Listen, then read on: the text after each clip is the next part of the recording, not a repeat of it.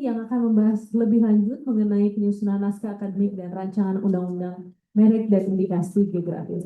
Untuk itu langsung saja saya serahkan diskusi pada sesi kedua ini dengan moderator Ibu Rizky Mardiah. Kepada Ibu Rizky, kami persilahkan.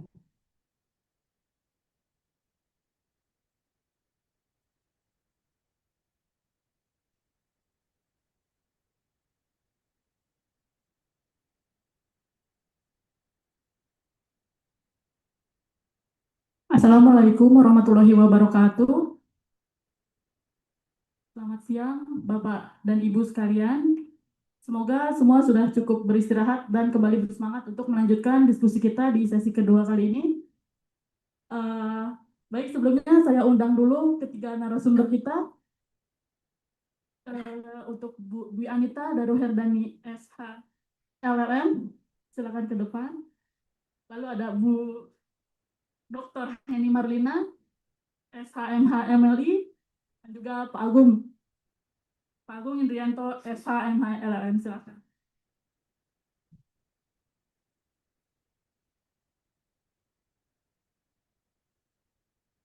Sebelumnya, perkenalkan saya Rizky yang akan bertugas kali ini sebagai moderator. Sebelumnya juga saya ingin menyampaikan kembali bahwa tujuan dari diskusi ini adalah untuk menjaring masukan dari para pemangku kepentingan, mengidentifikasi perkembangan kebutuhan hukum nasional dan praktik internasional, menyelaraskan norma hukum dengan dinamika ekonomi digital dan perdagangan global, serta menyempurnakan materi muatan perubahan Undang-Undang Nomor 20 Tahun 2016. Sebagai informasi, diskusi kita kali ini adalah diskusi publik penyusunan naskah akademik dan rancangan undang-undang yang kedua, yang sebelumnya telah diadakan di Jawa Barat, di Bandung. Baik, sama dengan sesi sebelumnya, pada sesi ini akan kita hadirkan 3 narasumber, tentunya yang akan menyampaikan materi dengan perspektif yang saling melengkapi. Sini ada Ibu Dwi Anita Daruherdani SH LLM, yang akan menyampaikan materinya mungkin dari perspektif praktisi ya Ibu. Lalu ada Ibu Dr. Heni Marlina SHMH MLI, yang mungkin nanti akan menyampaikan materinya dari perspektif akademik. Lalu ada Pak Agung dari tim revisi, nanti akan menyampaikan materi usulan poin-poin pada perubahan rancangan undang-undang. Sama juga dengan sesi sebelumnya, pada sesi kali ini akan terlebih dahulu dilakukan pemaparan oleh ketiga narasumber. Lalu setelah selesai nanti kita akan lanjutkan dengan sesi diskusi dan tanya jawab. Baik, untuk penyampaian materi yang pertama, saya berikan kesempatan terlebih dahulu kepada Ibu Dwi Anita. Apa kabar Ibu? Alhamdulillah. Bapak dan Ibu Dwi adalah seorang praktisi di bidang kekayaan intelektual. Beliau sudah memiliki perjalanan yang cukup panjang di kekayaan intelektual, sudah hampir 30 tahun ya Ibu. Oh ya, sudah hampir 30 tahun mendampingi berbagai klien multinasional di berbagai sektor industri, baik dalam proses penegakan hukum, litigasi, dan komersialisasi. Baik, langsung saja kepada Ibu Bianita, kami persilakan untuk menyampaikan. Terima kasih Ibu Moderator. Assalamualaikum warahmatullahi wabarakatuh. Selamat siang, salam sejahtera untuk kita semua. Om Swastiastu, Nama Budaya, salam kebajikan. Ini kemarin kami diminta untuk memberikan pandangan terkait dengan implementasi Undang-Undang Merek Nomor 20 Tahun 2016 dari sudut pandang konsultan KI. Itu sebabnya kemarin kami dari AKHKI sudah melakukan inventarisasi permasalahan isu-isu yang dihadapi oleh para konsultan KI oleh anggota-anggota kami, dan karenanya presentasi di siang hari ini adalah merupakan kumpulan dari permasalahan-permasalahan atau isu-isu yang dihadapi oleh AKHKI dan anggota AKHKI. Lanjut. Nah, permasalahan utama yang pertama kami mau memfokuskan kepada satu poin, yaitu undang-undang, di mana yang diatur dalam undang-undang itu nanti ada struktur, ada pencatatan lisensi, ada ketentuan non-use, ada rencana percepatan proses permohonan, dan ada juga merek tradisional. Nah, kemudian yang kedua, ini kita mau coba untuk substansi undang-undang. Nah, di substansi undang-undang nanti akan ada mengenai definisi, persyaratan formalitas, dan pendaftaran. Kemudian di implementasi undang-undang ada istilah, ada legalitas. Lanjut.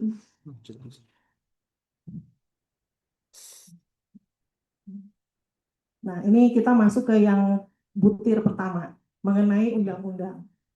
Di dalam struktur undang-undang tadi kami setuju dengan apa yang disampaikan oleh Ibu Yang Mulia Hakim Dr. Rahmi, di mana disampaikan bahwa ketentuan di dalam undang-undang merek yang sebelumnya, yang nomor 15 tahun 2001, itu lebih baik dalam arti secara struktur dia sudah sistematis. Nah, jadi kalau misalnya kita lihat di undang-undang merek yang sekarang, yang nomor 20 tahun 2016, itu eh, apa namanya, urutannya tuh nggak bagus sehingga agak sulit dimengerti oleh eh, para pihak yang tidak memiliki latar belakang hukum. Jadi misalnya ini kalau di undang-undang merek yang sekarang, dari definisi, jadi definisi semua yang terkait dengan merek atau terkait dengan istilah-istilah dalam undang-undang merek itu disebutkan di situ di bagian pertama. Kemudian bagian kedua lingkup merek. Jadi merek itu ada merek eh, apa namanya, ada merek apa kemarin ya, jasa, ada merek kolektif, merek dan sebagainya gitu ya. Nah, kemudian langsung dari situ dia masuk ke permohonan pendaftaran merek. Jadi belum dijelaskan dulu nih yang merek yang bisa didaftar yang seperti apa, merek yang tidak bisa didaftar yang seperti apa. Jadi langsung masuk ke permohonan, tata cara permohonan, cara mengajukan, kemudian prosesnya dari permohonan, kemudian ada publikasi dan sebagainya. Nah, usulan dari kami adalah bahwa sebaiknya seperti yang di Undang-Undang Nomor 15. Jadi yang pertama adalah definisi dulu udah benar, kemudian ada lingkup merek. Nah, baru di situ setelah itu diatur mengenai pelindungan merek yang didaftar, yang bisa didaftar dan yang tidak dapat didaftar. Baru setelah itu masuk ke permohonan pendaftaran merek dan proses selanjutnya. Tadi seperti disampaikan oleh Dr. Rahmi bahwa eh, untuk yang sengketa atau gugatan itu juga apa, urutannya juga ngacak, kalau kita bisa bilangnya ngacak, jadi nggak teratur, nggak urutan, sehingga akan sulit dimengerti. Lanjut.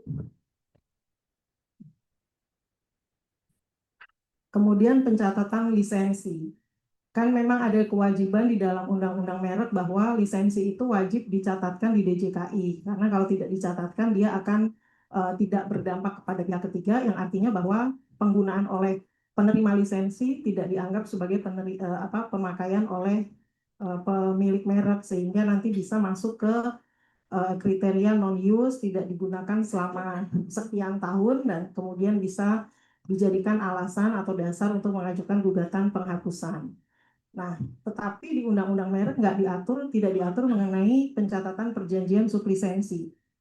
Jadi yang terjadi itu adalah kalau ada perjanjian sublisensi, ada pengalaman kawan di AKHKI, dia mengajukan permohonan sublisensi.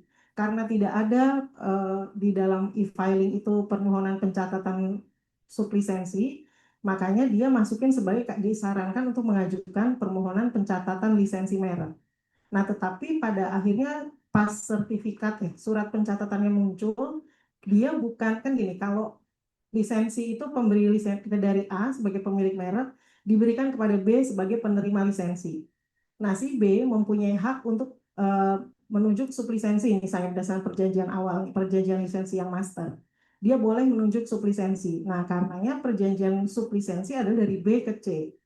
Nah, pada saat diajukan permohonan pencatatan di DJKI, karena tidak ada sublisensi, maka diajukan sebagai lisensi, pencatatan lisensi, dari B ke C. Tetapi kemudian surat pencatatan yang muncul adalah dari A ke C. Nah, ini jadi akan dokumennya apa namanya, surat pencatatannya jadi nggak sesuai dengan apa yang terjadi di lapangan. Oleh karena itu, usulan dari AKHKI adalah dibuat aturan khusus di dalam undang-undang yang dapat mengakomodir permohonan pencatatan perjanjian sublisensi. Lanjut. Kemudian ini terkait dengan non-use. Tadi juga udah sempat dibahas sama Dr. Rahmi bahwa eh, kita harus menentukan nih sekarang mau yang 3 tahun sesuai dengan Undang-Undang Merek yang nomor 20 tahun 2016, atau mau mengikuti putusan MK yang 5 tahun berturut-turut sejak tanggal pendaftaran atau pemakaian terakhir. Nah, usulan dari kami AKHKI adalah kalau 5 tahun itu terlalu lama untuk membiarkan suatu merek tidak digunakan. Karena dalam waktu 5 tahun tuh pastinya akan ada kegiatan ekonomi yang berhenti. Jadi kalau misalnya saya punya merek, saya ajukan dan terdaftar hari ini. Karena dari putusan MK itu adalah no use itu 5 tahun tidak dipakai, berarti saya masih punya quote and quote masih punya alasan pembenar untuk tidak memakai merek itu sampai dengan tanggal 9 Desember 2030. Nah, bayangkan selama 5 tahun itu tidak ada yang menggunakan merek itu sehingga tidak membuat perkembangan ekonomi yang baik, karena kalau misalnya saya pakai kan berarti akan ada pemasukan buat negara, kemudian akan ada penyerapan tenaga kerja gitu. Nah, jadi kalau menurut hemat kami 5 tahun terlalu lama sehingga merujuk kepada yang TRIPS itu, kalau TRIPS itu disebutkan bahwa tidak digunakan setidak-tidaknya selama 3 tahun minimal gitu ya, minimal 3 tahun berturut-turut. Jadi kami menyarankan untuk tetap di 3 tahun. Lanjut. Nah, kemudian ada hari kalender dan hari kerja. Ini yang sering terjadi kebingungan, walaupun memang di dalam definisi itu ada disebutkan hari yang haknya huruf gede, hari adalah hari kerja. Nah, tetapi di dalam tubuh undang-undangnya itu ada misalnya dibilang bahwa misalnya ya untuk pengajuan tanggapan dan sebagainya itu 30 hari huruf besar. Berarti hari kalender hari kerja. Kemudian nanti ada misalnya untuk yang masalah gugatan bahwa harus diselesaikan dalam waktu 90 hari, haknya kecil. Nah, jadi ini yang kadang-kadang dari pengguna atau misalnya dari konsultan atau misalnya dari umum itu dia mesti melihat sekali lagi ini hari yang dimaksud hari yang mana, hari kalender atau hari kerja, walaupun bisa dilihat kalau haknya gede pasti hari kerja, haknya kecil pasti hari kalender gitu. Nah, tetapi ini juga eh, tidak tidak terrefleksi kalau misalnya kita menerima surat usul tolak misalnya. Di dalam surat usul tolak hanya disebutkan harus menjawab dalam waktu 30 hari, haknya kecil. Nah, jadi kalau orang yang nggak paham mengenai atau dia tidak membaca undang-undang dengan baik, ini kita katakanlah untuk umum gitu ya, tidak membaca dengan baik, jadi dia pikir harinya tuh mungkin bisa hari kalender atau hari kerja, mereka nggak tahu. Nah, ntar jadi cara perhitungannya berbeda.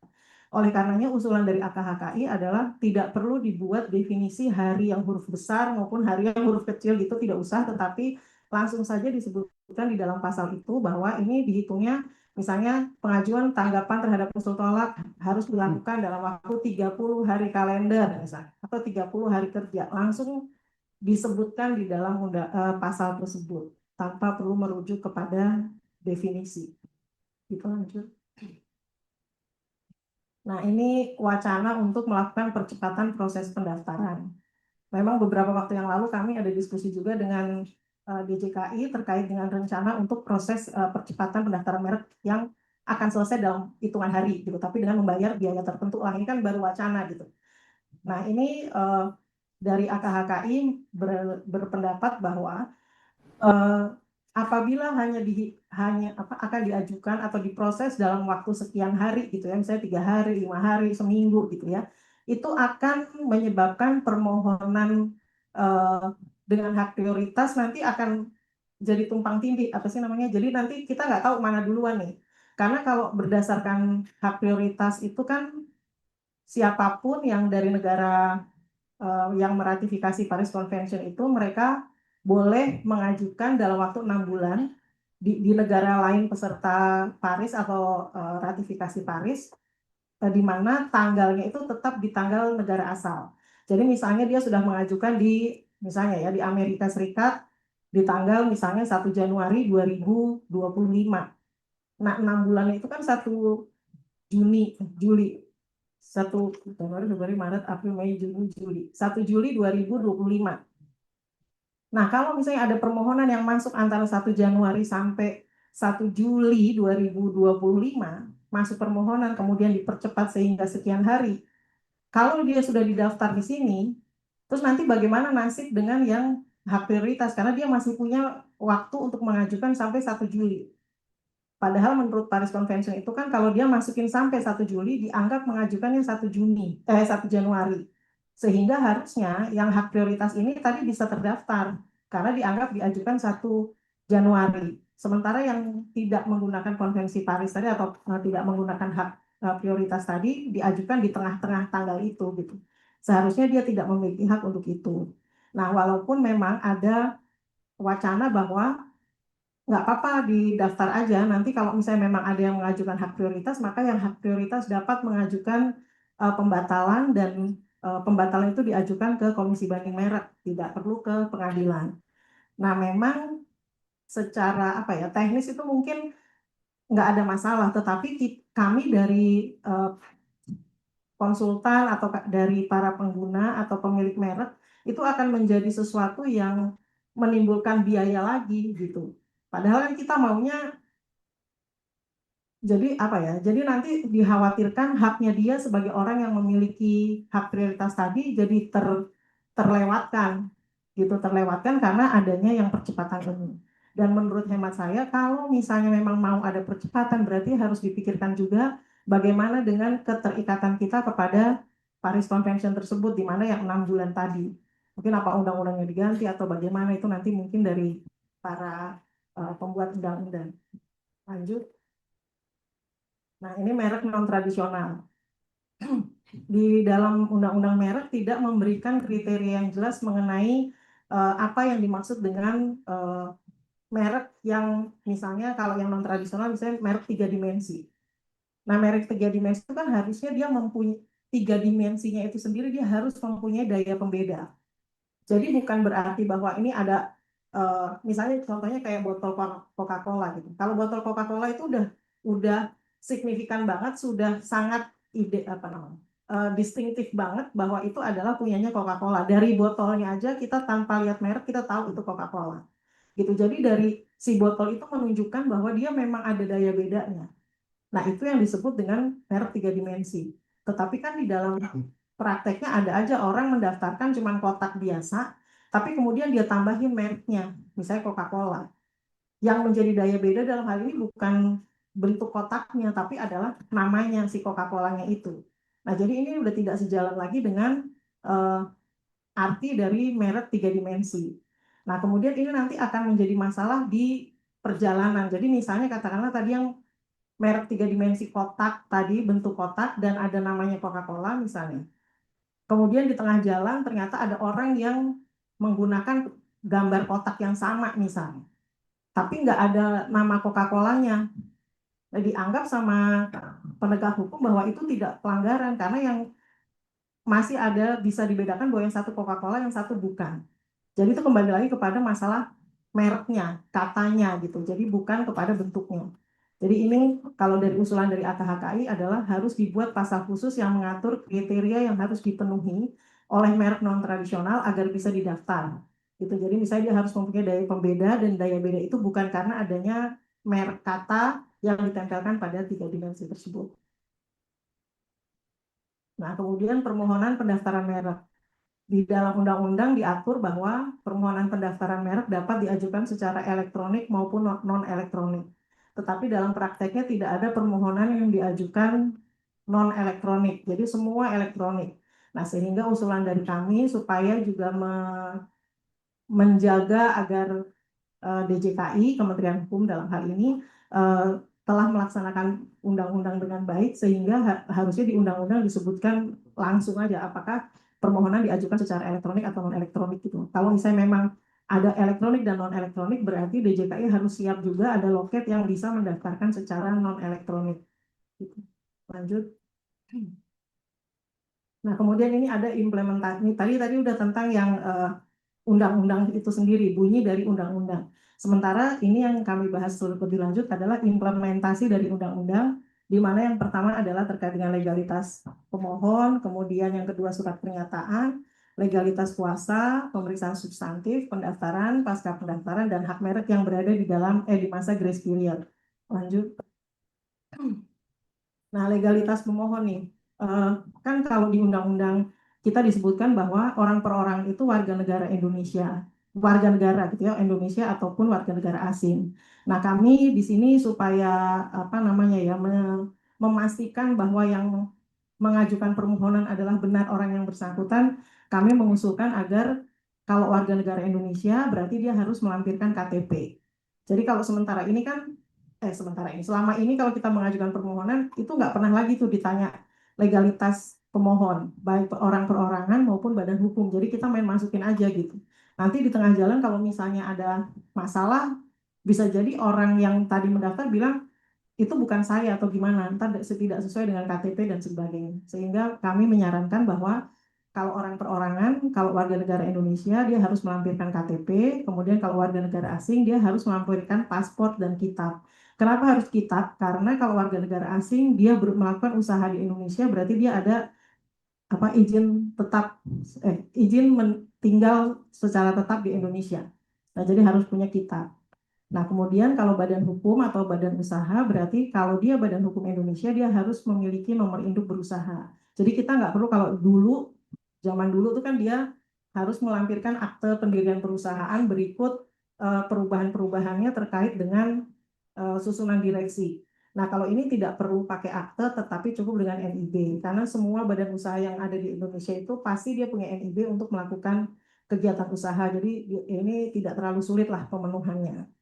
Kemudian kalau untuk badan hukum asing, hanya diperlukan corporate registration atau pendaftaran perusahaan. Jadi hanya satu lembar yang isinya adalah nama perusahaannya apa, bergerak di bidang apa, direkturnya siapa, dan sebagainya. Hanya informasi singkat, jadi bukan akte pendirian. Lanjut.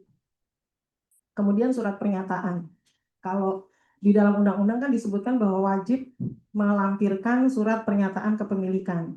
Tetapi dalam prakteknya tidak ada kolom di dalam e-filing itu ada surat pernyataan kepemilikan.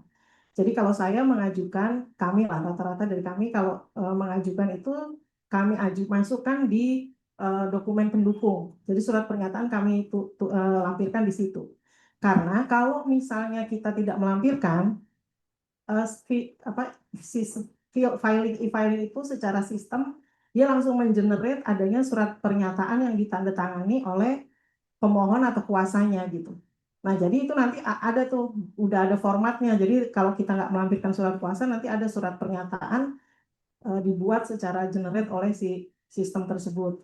Jadi kami menyarankan supaya tidak terjadi penyalahgunaan tanda tangan atau nanti misalnya ya ada gugatan pembatalan terus dibilang bahwa dia beritikat tidak baik.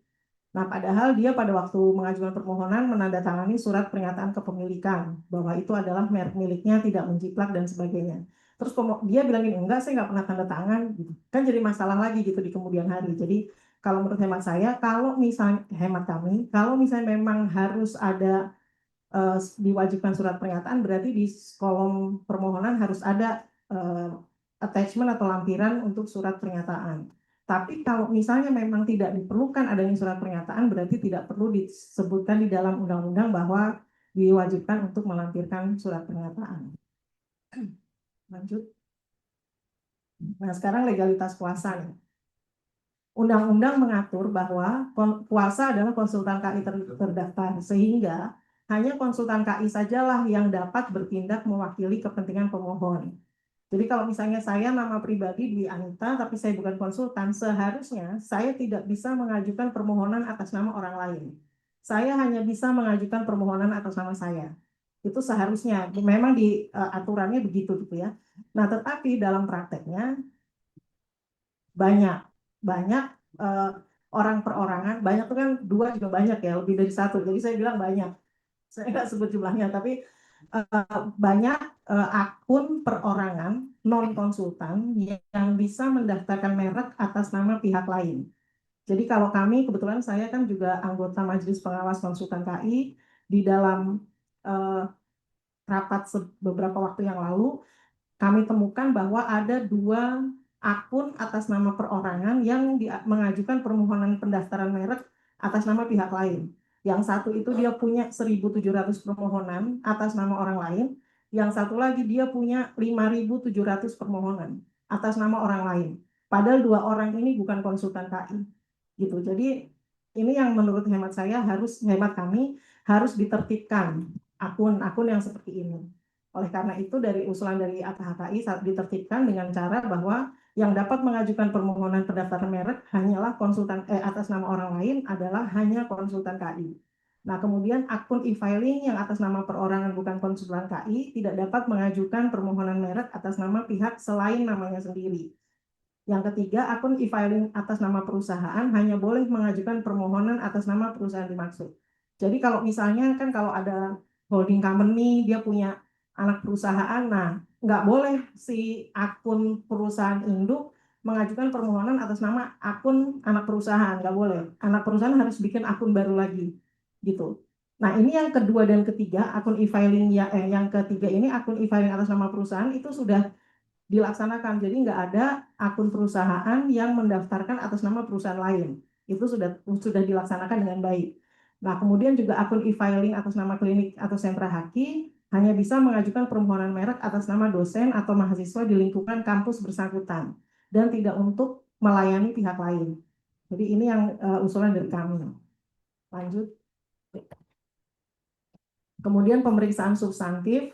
Nah, ini mohon maaf ya Mas Agung, ini jeritan hati ya Mas. jangan jangan ini ya, jangan hard feeling lah. Nah, ini dibilang bahwa alasan penolakan yang tidak berdasar atau bahkan melampaui wewenang DJKI.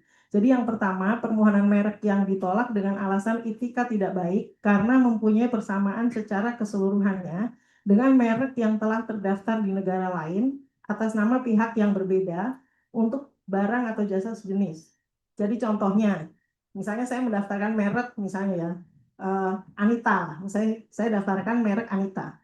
Nah, kemudian merek permohonan saya ini ditolak oleh DJKI karena merek Anita itu mempunyai persamaan pada pokoknya dengan persamaan secara keseluruhannya dengan merek Anita yang sudah terdaftar di negara lain atas nama pihak lain. Jadi kalau di Indonesia saya Dwi Anita mengajukan permohonan Anita, sementara di negara lain ada merek Anita yang terdaftar atas nama pihak lain. Jadi dianggap bahwa saya mengajukan permohonan itu dengan etika tidak baik karena yang di sana sudah ada terdaftar. Nah, menurut hemat kami ini agak melampaui kewenangan karena sebetulnya kalau itu perlindungan merek itu kan teritorial basis sehingga sebaiknya dia hanya menolak untuk merek-merek yang sudah terdaftar di Indonesia saja. Tapi kalaupun tidak terdaftar di Indonesia, merek terkenal boleh. Jadi didasarkan atas merek terkenal, walaupun misalnya tidak terdaftar di Indonesia, tapi di negara lain itu masih diperbolehkan oleh undang-undang. Tetapi kalau dia hanya terdaftar di negara lain dengan satu negara lain dengan alasan bahwa mereknya sama identik, tapi pemiliknya berbeda, itu dianggap itikat tidak baik. Menurut kami belum tentu karena kita nggak tahu kan yang itikat baik itu sebenarnya yang sini apa yang sana gitu. Itu kan belum tahu dan menurut hemat kami kalau itikat tidak baik itu nanti biarkan saja pengadilan yang menentukan. Jadi kalau DJKI menurut saya menurut kami sesuai saja dengan juklak juknisnya bahwa menolak berdasarkan pendaftaran yang lebih dahulu di Indonesia untuk barang sejenis atau persamaan dengan merek terkenal milik orang lain. Nah, kemudian yang kedua ini permohonan merek yang menggunakan gambar Dewa Siwa ditolak atas dasar persamaan dengan gambar Dewa Siwa yang diambilkan dari situs yang bukan situs reliable gitu. Jadi cuma diambilkan dari website tertentu misalnya nih kayak wallpaper.com kemudian apa. Jadi gambarnya sama. Jadi dianggap bahwa itu sama pada pokoknya. Tapi kan merek itu kan penolakannya harus diingat bahwa dia mempunyai persamaan pada pokoknya dengan merek terdaftar, dengan merek terkenal, dengan lambang negara dan sebagainya gitu. Kalaupun misalnya Dewa Siwa ini ditolak dengan alasan bahwa Dewa Siwa itu adalah dewa yang ada di agama Hindu atau apa, itu mungkin masih lebih pas dibanding kalau dibilang bahwa dia mempunyai persamaan dengan gambar Dewa Siwa yang terdapat di satu situs tertentu. Gitu. Nah, kemudian yang ketiga, permohonan ditolak oleh merek milik pemohon sendiri. Ini beberapa kali juga terjadi, padahal mereknya ya punya dia juga, pemohonnya juga sama dengan pemilik yang sudah terdaftar, tetapi tetap ditolak. Gitu. Nah, kadang-kadang ini dari, mohon maaf, kalau pemeriksa kadang-kadang suka bilang gini, udahlah pokoknya saya tolak aja deh, ntar bisa kebanding gitu. Nah, sebetulnya memang benar bisa kebanding, cuman kan kita atau kami ini dari konsultan KI kan kami juga harus membela atau kita harus harus melindungi DJKI. Jangan sampai nanti orang lain bilang, kok DJKI kantor IP di Indonesia begitu sih gitu kan, kita juga nggak mau kayak gitu. Jadi kita maunya bahwa dari DJKI sendiri juga di luar itu bisa dipertanggungjawabkan lah gitu. Jadi menurut hemat kami ini perlu dilakukan pembenahan. Lanjut. Nah, kemudian ada lagi ini permohonan ditolak tanpa mempertimbangkan elemen lain yang memiliki daya beda. Jadi misalnya ada satu merek terdiri dari dua kata misalnya, dan ada logo-logo yang lain, ada warna yang berbeda, bentuk huruf yang berbeda gitu. Tapi karena mereka punya dua merek ini mempunyai satu kata yang sama, udahlah dianggap aja sama, tolak aja gitu. Padahal masih ada elemen-elemen lain yang memiliki daya beda yang dapat merupakan ciri khas dari merek tertentu. Jadi kayak kan sebetulnya kalau penolakan itu mempunyai persamaan pada pokoknya dengan merek milik orang lain, itu kan eh, bagian yang paling esensi dari satu merek gitu. Jadi melihat merek itu jangan cuma karena satu ini katanya sama, berarti pasti ini mempunyai persamaan gitu. Nggak begitu juga, jadi itu mungkin perlu diperhatikan. Kemudian permohonan ditolak hanya berdasarkan persamaan antara merek di kelas yang sama tanpa memeriksa persamaan jenis barang. Jadi kalau di undang-undang itu kan persyaratan untuk menolak suatu permohonan adalah satu, dia mempunyai persamaan pada pokoknya dengan merek milik orang lain. Terus yang kedua, merek orang lain itu sudah terdaftar atau diajukan lebih dahulu. Yang ketiga, jenis barang atau jasanya sama. Nah, kadang-kadang tapi ini juga mungkin dari konsultan KI juga mesti memperhatikan atau bisa mengadvise kliennya nih. Kadang-kadang dari permohonan itu daftar barangnya misalnya sampai 2 lembar, 3 lembar, banyak lah gitu. Nah, jadi mungkin pada saat dilihat bahwa merek ini mempunyai persamaan satu dengan yang lainnya, dari pemeriksa sendiri bilang udahlah nggak usah lihat daftar barangnya, biarin aja deh, pasti ada yang sama, misalnya begitu. Nah, jadi itu yang perlu juga diperhatikan bahwa kalau melakukan pemeriksaan tetap diperhatikan apakah ada persamaan jenis barang atau tidak gitu. Kemudian usulan dari AKHKI adalah perlu dibuat kriteria etika tidak baik supaya DJKI tidak melampaui batas teritorial kewenangannya. Kemudian perlu dipatuhi kriteria persamaan pada pokoknya di antara para pemeriksa merek dan juga para konsultan KI. Lanjut, pendaftaran merek. Nah, ini beberapa kali terjadi di teman-teman ya. Jadi perubahan susunan daftar barang jasa yang dicantumkan dalam sertifikat merek. Nah, jadi misalnya ini saya pernah pengalaman ya, kalau pengalaman saya ya. Jadi misalnya saya mengajukan permohonan merek, kemudian diterima nih permohonan merek itu tadinya untuk barang untuk jasa misalnya gini, eh, jasa penjualan untuk tas, pakaian, sepatu dan sebagainya. Nah, kemudian pas di sertifikat daftar jasanya itu jadi gini, kelas 35 deskripsi jasanya tas, sepatu, pakaian, titik koma, jasa penjualan, titik. Akan jadi merubah merubah arti dan merubah kriteria kelas barang tersebut gitu, yang harusnya kalau cuman pakaian, sepatu itu kan maksudnya kelas 25. Tapi kan ini ada jasa penjualannya gitu. Nah, kami nggak tahu bagaimana bisa terjadi di dalam sistem itu daftar barang yang sudah diajukan atau daftar jasa yang sudah diajukan terjadi perubahan susunan.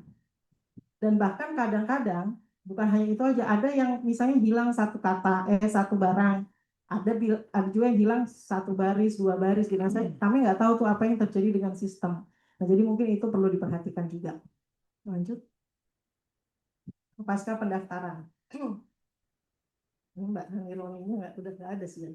Nah, ini ada persyaratan pengalihan hak yang menurut kami tidak konsisten. Jadi misalnya akte notaris kan dipersyaratkan kalau kalau para pihaknya adalah Badan Hukum Indonesia atau orang Indonesia pasti harus pakai akte notaris.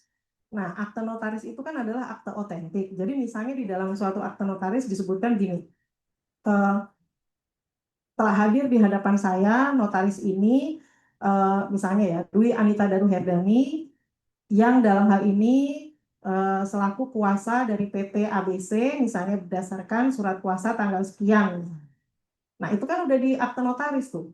Nah, tetapi dari DJKI minta lagi surat kuasa dari PT itu ke saya. Nah, menurut hemat kami itu sudah bukan wewenang DJKI. Bahkan kalau namanya akte otentik, itu seorang hakim saja tidak boleh mempertanyakan keabsahan dari suatu akte notaris. Karena itu adalah akte otentik gitu. Jadi udah nggak pada tempatnya lagi DJKI nanya, bener nggak ini ada apa namanya, ada surat kuasa dari PT ABC ke Dwi Anita. Mana surat kuasanya? Ya saya bilang surat kuasanya udah di notaris lah, saya udah nggak pegang lagi kan gitu. Nah itu salah satu contohnya. Nah kemudian ada juga misalnya eh, sudah akte notaris di mana disebutkan bahwa yang menandatangani ini adalah ahli waris dari pemilik merek misalnya. Ditanya lagi sama DJKI, mana bukti surat kematian, mana surat waris dan sebagainya. Oh itu kan udah akte notaris. Pasti notaris sudah ngecek itu nggak mungkin nggak benar gitu. Itu kan keabsahan dari akte otentik kan udah pasti benar lah gitu. Nah kemudian eh, di sini juga tidak adanya konsistensi antara persyaratan pengalihan hak untuk lokal dan asing. Jadi kalau asing tuh cukup hanya di bawah tangan tapi ditandatangani oleh notaris, ditandatangani di hadapan notaris gitu. Jadi bukan aktenya, tapi biasanya kalau dari luar itu si penandatangan hanya datang ke hadapan notaris untuk menandatangani dokumen tersebut. Sama di Indonesia juga kita kalau misalnya ke notaris itu kan selain akte notaris ada yang kita datang, jadi yang disebutnya diverifikasi oleh notaris adalah tanda tangan kita. Bahwa benar hadir di hadapan notaris adalah saya, Dwi Anita, dilihat KTP-nya, oh benar. Terus saya tanda tangan, oh benar, ini adalah tanda tangan Dwi Anita karena tanda tangan di hadapan saya. Kan ada juga. Nah, jadi ini perlu di apa namanya, perlu dipastikan jadi konsistensinya ada. Lanjut. Oh, ini belum selesai ya tadi. Nah, jadi tadi yang pengalihan hak itu jadi konsisten aja. Jadi kalau misalnya memang dipersyaratkan akte notaris, ya sudah akte notaris untuk permohonan pencatatan pengalihan hak gitu untuk yang Indonesia dengan Indonesia gitu. Jadi udah jangan ditanya lagi mengenai kelanjutannya. Nah, sementara untuk asing itu yang kita harus tanya lagi apa yang biasanya selama ini cukup di bawah tangan atau apa gitu. Nah, itu jadi menurut hemat kami tidak konsisten dalam persyaratan pencatatan pengalihan hak. Nah, ini yang selanjutnya adalah grace period. Jadi kalau merek itu kan misalnya habis di tanggal 1 Januari 2025, dia masih ada masa tenggang ya istilahnya. Masih ada grace period sampai 6 bulan berikutnya. Nah, pertanyaannya, kalau ada permohonan merek yang diperiksa di antara grace period ini nih, di grace periodnya merek lain nih. Nah, apakah permohonan ini harus apa bisa ditolak oleh yang masih masuk di grace period apa enggak gitu. Padahal kan ini kalau kita bilang bahwa yang di grace period itu kan udah nggak punya hak sebenarnya karena haknya sudah habis di 1 Januari. Nah, tetapi undang-undang masih memungkinkan dia untuk memperpanjang sampai 1 Juli misalnya. Nah, berarti di masa ini siap gimana nih kalau ada permohonan merek yang diajukan diperiksa di masa grace period ini? Apa yang harus dilakukan gitu. Jadi kalau usulan dari kami AKHKI adalah bahwa ditunggu aja sampai 6 bulan selesai, jadi pas 6+1 baru deh BJKI bisa memutus. Kalau yang di masa grace period ini tidak diajukan perpanjangannya, berarti udah nggak punya haknya, berarti yang tadi nunggu selama 6 bulan di masa period grace period ini dia bisa terdaftar. Tetapi kalau pas di 6 bulan itu diperpanjang, berarti yang nunggu ini ditolak karena yang di grace period itu sudah diperpanjang. Begitu. Lanjut. Nah, sudah selesai. Terima kasih banyak. Wassalamualaikum warahmatullahi wabarakatuh. Waalaikumsalam warahmatullahi wabarakatuh. Baik, terima kasih Ibu Dwi Adita atas paparan dan masukannya. Seperti yang kita dengar bersama tadi ternyata masih banyak tantangan dan permasalahan yang muncul dari implementasi undang-undang di lapangan, baik dari aspek administrasi hingga substansi. Saya mengulang beberapa poin penting tadi yang disampaikan oleh Ibu Anita, diantaranya ada usulan struktur perubahan pada struktur undang-undang, lalu ada usul untuk adanya aturan pencatatan subrut lisensi, lalu juga untuk dipertimbangkan kembali jangka waktu non-use, apakah 3 tahun saja atau 5 tahun karena dinilai terlalu lama. Lalu juga ada masalah rencana percepatan yang bertentangan dengan hak prioritas jika nanti penyelesaiannya melalui KBM, untuk juga dipertimbangkan masalah biaya ya Ibu. Lalu juga dipertimbangkan kriteria yang lebih jelas untuk merek non tradisional karena jika hanya pembedanya hanya dengan label nanti akan bermasalah terhadap skop perlindungan ya Ibu. Lalu juga ada penertiban legalitas kuasa, juga ada usulan untuk eh, kriteria etika tidak baik yang lebih diperjelas lagi. Eh, Demikian permasalahan dan masukan ini tentu akan menjadi bahan refleksi penting bagi kami dalam proses penyusunan naskah akademik dan regulasi ke depan. Mungkin nanti masukan dari Bu Anita juga dapat ditanggapi oleh pihak DJKI. Selanjutnya, eh, kita akan beralih ke narasumber kedua kita. Sudah hadir di tengah-tengah kita, Ibu Heni Marlina. Apa kabar Ibu? Terima kasih banyak telah hadir. Baik Bapak dan Ibu, Ibu Heni merupakan seorang akademisi, advokat, dan juga mediator. Ibu Heni adalah seorang staf pengajar di Fakultas Hukum Universitas Indonesia yang mengajar hukum kekayaan intelektual baik pada program sarjana maupun pasca sarjana. Saat ini juga Bu Heni sebagai Ketua Peminatan HKI pada program magister dan juga Ketua Klaster Riset HKI dan Fakultas Hukum Universitas Indonesia. Baiklah, untuk mempersingkat waktu, saya langsung saja kepada Ibu Heni untuk dapat memaparkan materinya. Ya, baik, terima kasih Bapak Ibu sekalian. Assalamualaikum warahmatullahi wabarakatuh. Selamat siang, ya. Selamat datang di Fakultas Hukum ya, tuan rumah. Baik, ya, ini hanya sedikit mungkin tambahan diskusi lah ya bagi DJKI mengenai rencana revisi dari Undang-Undang MER. Baik. Tema apa yang diberikan kepada saya menakar keseimbangan hukum dan perkembangan global terkait arah pelindungan merek di Indonesia. Bingung juga nih ya. Emangnya apalagi sih yang kurang ya kalau di tataran global?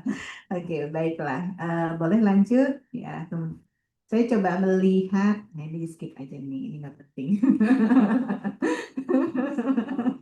Baik, saya coba melihat apa sih yang sedang dibicarakan di WIPO gitu ya terkait masalah pelindungan merek apa yang mau dibahas. Ternyata fokus tahun ini sepertinya belum tentang merek asli gitu ya, lebih fokusnya mengenai eh, indikasi geografis ya kaitannya sebagai apa namanya dasar untuk terkait sengketa domain name ya. Nah, mungkin kalau ada yang terkait ini mungkin saya juga nggak terlalu bahas tentang national brand ya ada di dalam pembahasan di standing committee pada tanggal apa pada bulan Maret tahun 2025 lah ya tahun ini. Baik, oke, lanjut. Nah untuk itu saya coba melihat ya beberapa perubahan di dalam undang-undang merek di beberapa negara. Apa sih poin-poin yang mereka bahas atau coba ubah di dalam amandemen undang-undang mereka? Kalau kita lihat memang fokusnya adalah pertama modernisasi proses pendaftaran ya biar lebih cepat, lebih mudah, memanfaatkan teknologi. Kemudian juga ada wacana untuk memperluas perlindungan terhadap merek tradisional dengan segala kerumitannya ya. Dan pastinya terkait masalah mencegah penyalahgunaan sistem pendaftaran ya dalam hal ini melawan bad faith filing tadi juga sempat disinggung oleh Bu Dwi dan juga trademark spotting dan mempercepat penyelesaian sengketa. Oke. Nah, ada beberapa hal yang nanti saya coba highlight juga ya dengan melihat apa yang sudah dilakukan oleh beberapa negara.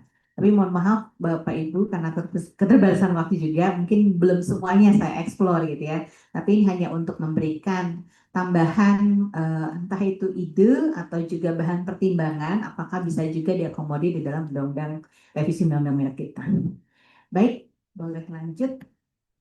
Oke, yang pertama tentang perluasan pelindungan terhadap merek tradisional. Kita ketahui undang-undang merek kita sudah mengakomodir gitu ya. Tapi memang dan ini juga kenyataan di negara lain ya, mostly sudah mengakomodir merek suara dan tiga dimensi shape ya. Tetapi kalau merek yang tiga non tradisional lainnya masih tanda tanya gitu ya. Ada yang mungkin jarang, masih diragukan gitu ya. Nah, namun memang menariknya yang paling berkembang itu EU ya. Kalau di EU secara eksplisit sudah disebutkan untuk shape, position, pattern gitu ya. Color baik itu single maupun combination, sounds, motion, multimedia, hologram, gambar bergerak ya. possession, hold, ya, ini mohon maaf, treasure, mungkin masih ada yang double. Ini sudah bisa diakomodir untuk didaftar sebagai merek. Ya, yang secara eksplisit dinyatakan tidak bisa didaftar yaitu smell dan tactile. Ya, ini texture. Itu secara eksplisit sudah disebutkan. Nah, bagaimana dengan Indonesia? Apakah kita perlu juga mencoba memperluas, ya, mengakomodir merek non tradisional untuk bisa didaftar sebagai merek? Kembali lagi ini masalah kesiapan juga pemeriksaannya, apakah mempunyai kapasitas juga untuk menguji, ya, memeriksa merek-merek yang non tradisional tersebut, ya. Dan satu isu yang menarik juga kalau kita lihat memang EU ini kan lebih berkembang. Ada satu juga fenomena yang menarik bahwa EU ini sudah menggeser, ya, perspektif bahwa representasi itu tidak harus secara grafis, tapi cukup representasi, ya, ini disebutkan a trademark may be represented in any appropriate form. Jadi tidak harus secara grafis, ya. Using general available technology as long as it can be reproduced on the register in a clear, precise, self-contained, easily accessible, intelligible, durable, and objective manner. Meskipun kalau kita lihat negara lainnya sih masih banyak kan fokus representasi secara gratis, tetapi mereka mempunyai tunjuk pelaksanaannya lebih lanjut bagi terutama untuk melakukan penilaian terhadap merek-merek non tradisional yang tidak semuanya bisa dilakukan dengan representasi secara grafis. Boleh lanjut. Nah, tadi juga ada satu isu nih mengenai non-use, ya. Memang ada pertanyaan, ada mungkin kegelisahan juga ya dengan adanya putusan MK yang memperpanjang, ya, durasi non-use dari 3 tahun menjadi 5 tahun. Sehingga memang agak jarang nih kita lihat ya sekarang ini gugatan-gugatan dengan dasar non-use, ya. Tapi menariknya, meskipun ini udah sedikit agak lama ya, tahun 2020 ya, di Amerika Serikat ada apa namanya prosedur untuk penghapusan merek dengan alasan non-use, di mana itu dilakukan di kantor USPTO-nya. Jadi tidak harus menempuh proses di pengadilan. Meskipun memang kita agak membedakan ya, di Amerika ada salah satu dia juga harus menggunakan atau intend to use, ya, yang berbeda dengan di kita. Tapi ini sebagai satu hal yang menarik juga untuk coba dipertimbangkan. Apakah tadi dimungkinkan juga ya untuk apa namanya untuk mempermudah prosedur gitu ya untuk penghapusan merek dengan alasan non use itu juga bisa difasilitasi oleh DJKI. Karena kalau kita lihat salah satu perubahan mendasar mengenai penghapusan merek ini memang sudah coba dibedakan antara yang diajukan oleh pihak ketiga dengan prakarsa menteri. Tapi untuk prakarsa menteri itu sudah tidak ada kaitannya dengan alasan non-use. Nah, di sini di Amerika Serikat dimungkinkan, ya. Ada 2 prosedur, yaitu yang disebut expungement proceeding dan re-examination proceeding. Boleh lanjut? Dan ini 2 prosedur yang berbeda sebenarnya, ya, tetapi kaitannya sama, yaitu untuk penghapusan merek dengan alasan non-use. Yang pertama, ya, dengan alasan bahwa pemilik merek tidak pernah menggunakan merek di dalam perdagangan, ya. Kalau di Amerika Serikat kan commercial use, ya. Kemudian kalau petition of re-examination, merek itu belum digunakan di tanggal relevan. Jadi memang ibarat intent to use, tetapi belum pada saat filing date atau ketika mereka menyampaikan statement of use itu belum digunakan, mereka masih delay. Nah, untuk waktu pengajuannya antara 3 dan batas akhirnya 10 tahun untuk yang pertama, yang kedua itu 5 tahun. Apa yang diperiksa, ya, yaitu apakah merek pernah digunakan sejak awal, ya, karena mereka klaimnya yang pertama itu kan mereka sudah menggunakan.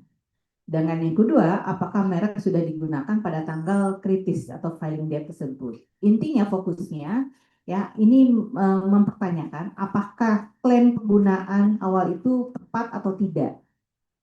Nah, untuk jenis registrasi memang dibedakan, ya. Kalau untuk petition of expungement ini berlaku untuk semua basis use, ya, baik itu use in commerce, intent to use, foreign registration maupun pendaftaran melalui materi protokol. Sedangkan petition for examination itu utamanya untuk basis penggunanya use in commerce dan intent to use. Ada bukti juga yang harus disampaikan ya bahwa tidak ada indikasi penggunaan komersial yang pernah terjadi padahal mereka klaim sudah menggunakan. Ya. Sedangkan untuk yang kedua, pemilik belum menggunakan merek pada tanggal kritis. Nah, akibatnya ini sama untuk kedua prosedurnya itu bisa dibatalkan ya atau dihapuskan baik sebagian maupun seluruh jenis barang atau jasanya. Nah, untuk yang prosedur yang pertama tujuannya memang untuk membersihkan ya daftar merek itu dari pendaftaran deadwood. Deadwood ya, yaitu merek yang didaftarkan tapi tidak pernah dipakai. Sedangkan untuk yang prosedur yang kedua menjamin bahwa klaim penggunaan saat pendaftaran itu benar karena mereka ada juga statement of use-nya itu. Nah, untuk prosedurnya, ya ini sistemnya sederhana, bisa mengajukan permohonan melalui USPTO Electronic System. Ada biayanya, lumayan tuh ya, $400 per kelas berapa rupiah jadinya. Oke, dan harus menyiapkan juga reasonable investigation. Nanti akan direview ya secara formalitas oleh USPTO. Jika memang sudah lolos, nanti akan diterbitkan order for proceeding ya, jadi akan periksa lebih lanjut ya. Tapi kalau tidak nanti bisa permohonannya ditolak. Kalau oke, ya sudah lolos nanti akan ada pemeriksaan substantif oleh examining attorney. Nah, di pemilik mereknya diberikan waktu untuk respon yaitu 3 bulan dengan opsi perpanjangan 3 bulan berikutnya. Dan nantinya ya akan ditentukan putusan akhirnya apakah dihapus atau dibatalkan atau tidak. Nah, ini menarik juga ya di Turki sebenarnya prosedur untuk penghapusan atau pembatalan merek lah ya dengan alasan non-use juga bisa dilakukan di kantor patennya ya. Ini sudah diakomodir ya sejak tahun 2024. Alasannya supaya mempercepat prosedur penghapusan merek dengan alasan non-use dan tidak membebani pengadilan. Meskipun kalau kita lihat konteksnya sekarang, pengadilan nggak banyak lagi kali non-use ya. Tapi Pak intinya lebih mudah, masih banyak. Mahal, iya. Ini kan lebih mudah ya, lebih cepat. Ya, alasannya ya ini sama 5 tahun. Kalau bicara 5 tahun panjang, tapi memang sebenarnya Indonesia bukan the only country ya. Ketentuan non-use-nya itu adalah 5 tahun berturut-turut. Di Eropa juga demikian, Turki juga demikian. Nah ini untuk prosedurnya memang lebih mudah jadinya ya dengan mengajukan permohonan nanti akan ada additional review ya nanti diberikan kesempatan ya pemilik merek untuk memberikan respon dan kemudian ada putusannya dan terhadap putusan kantor paten Turki ini nanti bisa di-challenge ke intellectual property court. Oke, lanjut. Nah, ini yang sempat terpikir di saya juga ya, ketentuan paralel impor ya, kita tahu ada doctrine extortion, apakah itu nasional, internasional atau regional. Permasalahannya undang-undang merek Indonesia itu menganut yang mana sih gitu ya. Kalau ditanya-tanya rasanya nasional, tapi memang menarik ya kalau kita lihat definisi hak atas merek itu nggak kelihatan gitu ya. Kalau saya searching kata impor ya yang muncul yaitu dikaitkan pasal 94. Ini terkait ketentuan mengenai penetapan sementara ya pencegahan barang masuk barang yang diduga hasil pelanggaran hak atas merek ke jalur perdagangan termasuk barang itu. Nah, dengan demikian kan sebenarnya ini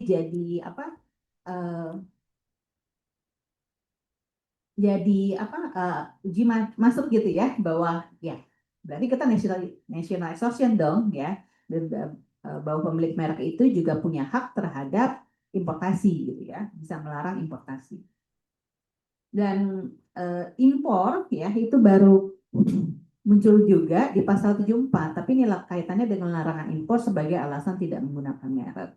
Nah, kalau kita bandingkan dengan undang-undang paten, menariknya ya, hak untuk mengimpor itu secara eksplisit dapat ya dikait di dalam pasal 20 ini. Baik untuk pelaksanaan paten produk maupun paten proses maupun paten metode. Lanjut. Nah, kenapa isu ini menarik untuk didiskusikan? Karena ini sebenarnya ada case real juga ya waktu itu mempertanyakan kalau barang impor masih di pabean itu melanggar merek apa tidak. Karena belum keluar, belum perdagangan. Karena kalau dikaitkan dengan penegakan hukum, ketentuan pidananya itu diproduksi atau diperdagangkan. Nah, ini kan masalahnya produksinya di luar gitu kan. Masuk ke Indonesia tapi belum keluar, masih di pelabuhan. Ya, apakah itu dianggap sebagai pelanggaran? Ya, penegak hukum melihat ini belum. Ya, oleh karena itu kadang-kadang kalau barang masuk dibiarin dulu ya untuk bisa dikejar, sengaja dikeluarin dulu gitu ya, baru bisa dikenakan pelanggaran merek. Karena memang kembali lagi kita lihat ini tidak tegas diatur di dalam undang-undang merek kita. Oleh karena itu, kalau menurut saya kita perlu penegasan ya. Ini kan sebenarnya masalah pilihan saja gitu ya. Apakah kita mau international association atau national association? Ya ini kalau kita mau mendapatkan barang-barang dengan harga yang lebih murah, ya terutama barang dari luar, mungkin kebijakannya adalah internasional. Ya, karena dimanapun ya diproduksi, sepanjang memang diproduksi secara sah, maka boleh masuk ke wilayah Indonesia. Tapi kalau melindungi kepentingan pemilik merek di Indonesia, ya mungkin pilihannya adalah national association. Tapi menarik juga ya, apakah kita bisa membuat pengecualian? Kalau untuk paten jelas iya ya, dan itu sudah secara eksplisit dikecualikan untuk tindakan paralel impor ya kaitannya dengan produk farmasi. Jadi ini tidak termasuk pelanggaran baik ketentuan pidana maupun gugatan perdata. Oke, lah lanjut ya. Ini memang tidak terlalu terkait masalah di luar ya, tapi ini sesuatu yang saya ketahui dan ini kasus real gitu ya, pertanyaan yang tadi sempat dibahas juga oleh Bu Dwi tentang surat pernyataan penggunaan merek. Masih relevan nggak sih ya? Apalagi sekarang ini kan sifatnya auto generated ya di sistem gitu ya. Tapi kalau kita lihat di undang-undang masih secara eksplisit memang harus melampirkan. Nah, itu ada. Nah,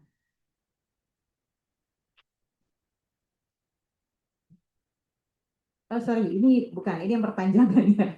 Oke, yang perpanjangan. Nah, ini menarik juga ya. Untuk perpanjangan itu kan harus menyertakan surat pernyataan masih menggunakan. Ya. Permasalahannya, kita juga mengakui dimungkinkan non-use sepanjang ini sesuatu yang dikecualikan. Ya, yaitu ada di ketentuan pasal 74 ayat 2. Sehingga kalau seandainya ada larangan impor, ya dia secara sadar tahu dia nggak bisa menggunakan mereknya nih, karena ada larangan impor. Tapi sudah waktunya untuk perpanjangan. Apakah ia jadi harus berbohong jadinya? Seakan-akan ya karena harus menyertakan tadi kan surat, mungkin bisa dipikirkan juga opsi ya surat pernyataan tidak menggunakan sebagai konsekuensi dari pengecualian terhadap notice. Nah, kemudian tentang penggunaan coexistence agreement ya. Banyak negara sudah mengakomodir ya dan kantor haki juga tetap diberikan kebebasan ya apakah dalam arti ketika sudah ada letter of consent tetap diperbolehkan juga untuk memeriksa adanya potensi kebingungan. Lanjut, ini sudah lanjut lagi boleh. Nah, tentang merek generik menarik. Kalau kita searching kata generik muncul di pasal 22 ya. Terhadap merek terdaftar yang kemudian menjadi nama generik, setiap orang dapat mengajukan permohonan merek dengan menggunakan nama generik dimaksud dengan tambahan kata lain sepanjang ada unsur pembeda. Tapi kita tidak bisa menemukan apa yang dimaksud dengan nama generik ini ya. Karena tidak ada penjelasannya. Nah pertanyaannya ya, ini kalau nggak salah ada satu juga ya guru besar yang tidak setuju dengan ketentuan ini ya. Karena yang namanya nama generik itu bukannya seharusnya memang tidak dapat didaftarkan ya, karena kontraknya itu adalah ini termasuk absolute ground of refusal ya, tidak dapat berfungsi sebagai merek ya. Jadi seharusnya tidak ada pengecualian sama sekali. Jadi kalau seandainya memang ada daya pembeda lainnya, data pembeda lainnya itulah unsur merek yang diajukan permohonan. Nama generiknya tetap harus sesuatu yang sebenarnya harus dikecualikan ya. Nah, mungkin boleh dikecualikan, ya, yang hanya boleh dikecualikan itu adalah untuk merek deskriptif. Tapi menariknya juga ya, merek generik, merek deskriptif itu kita tidak temukan sebagai dasar penolakan absolut secara eksplisit ya, kata-kata merek generik dan merek deskriptif. Tapi memang dalam beberapa kasus-kasus ini selalu dikaitkan dengan keberadaan pasal 20 huruf B. Sama dengan berarti generik ya, Mas Agung ya. Nah, berkaitan dengan berarti deskriptif, benar nggak? Oke, ya. Nah, pertanyaannya, apa bedanya dengan huruf F gitu ya? Dikaitkan dengan istilah nama umum atau lambang umum ya. Apalagi kalau kita lihat contohnya ya, kalau menurut pendapat saya warung apa namanya warung rumah makan untuk restoran ya itu kan sebenarnya generik gitu loh ya. Warung kopi untuk kafe ya sebenarnya generik gitu loh ya. Meskipun di sini jadi masuknya huruf F ya. Saya sempat pernah ditanya juga, jadi apa bedanya? Bingung juga sih jawabnya jadinya terus terang gitu ya. Karena kalau yang saya pahami sebenarnya ini ada kesamaan ya. Oleh karena itu mungkin perlu kita pikirkan kembali ya, apakah bisa bicara untuk memudahkan lah, karena kan konsep merek generik, merek deskriptif ini sudah umum gitu ya. Kenapa nggak juga kita gunakan istilah-istilah tersebut untuk memudahkan ya memahami apa yang tidak boleh didaftarkan. Termasuk juga untuk merek deskriptif di mana memang dalam perkembangannya dimungkinkan untuk didaftarkan ketika sudah memiliki makna tambahan. Yang ini juga belum muncul di dalam undang-undang merek kita. Oke, nah ini yang tadi kelewatan. Sorry, keduluan. Persyaratan melampirkan surat pernyataan kepemilikan yang sekarang ini sudah auto generated di sistem. Kalau kita lihat tujuannya benar nggak sih untuk mencegah trademark spotting, Mas Agung? Benar ya? Dan ini juga untuk bagian uji bagi pemeriksa kali ya untuk menentukan ini itikat baik hanya pemilik mereknya lah yang mendaftarkan merek tersebut. Tapi sekarang pertanyaannya apakah masih relevan gitu ya? Terutama ya ketika mereknya dibatalkan. Apakah dengan demikian ini menjadikan surat keterangan atau pernyataan tersebut menjadi surat palsu? Apalagi kalau terbukti didasarkan dengan itikat tidak baik. Saya nggak kebayang nih berapa banyak nanti yang bisa diproses di kepolisian. Dan terus terang ada satu kasus tapi ya dikaitkan dengan keberadaan surat pernyataan ini, tapi bukan merek sih, tapi untuk hak yang lainnya. Dan dalam kasus itu menariknya, DJKI sebenarnya kan sudah bikin template deh. Template-nya itu kan minim gitu ya. Tetapi entah kenapa ya oleh konsultannya jadi dikembangkan. Ya, waktu itu ini sih tentang kasus desain dan ada kata-kata tidak ada persamaan dengan desain sebelumnya. Padahal kalau kita bicara tentang desain kan bukan masalah persamaan pada pokoknya keseluruhan ya, tapi itu ada di dalam surat pernyataannya. Ya, permasalahannya tadi kalau ini didaftarkan dengan konsultan, ya klien tinggal tanda tangan ya. Ya berpikir konsultannya lebih paham gitu ya. Nggak mungkin dicek ya template-nya seperti apa, ini berlebihan atau tidak. Oke. Apakah ini hanya dilihat sebagai formalitas saja atau tidak ya? Kalau seandainya ini bukan sekedar formalitas, pasti ada konsekuensi hukumnya dengan pernyataan yang dibuat.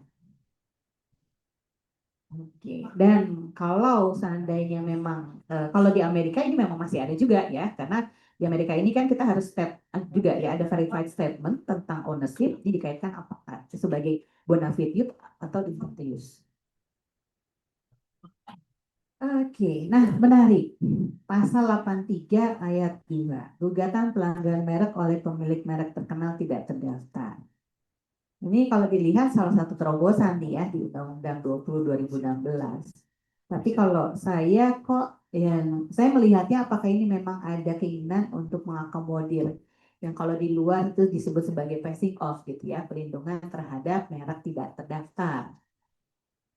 Tapi pertanyaannya dengan ini udah ya lanjut lagi dengan ketentuan ya untuk pengakuan sebagai merek terkenal itu dengan putusan pengadilan sepertinya jalannya masih panjang gitu ya.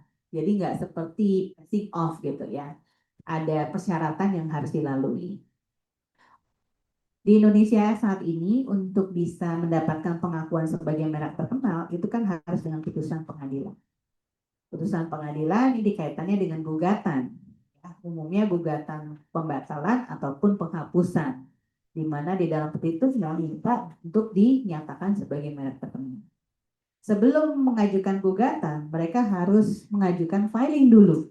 Jadi panjang nih, ya. Oke. Kalau seandainya sudah menang gugatannya dinyatakan sebagai merek terkenal, ya, untuk filingnya kira-kira berapa lama Mas Agung untuk bisa dikabulkan?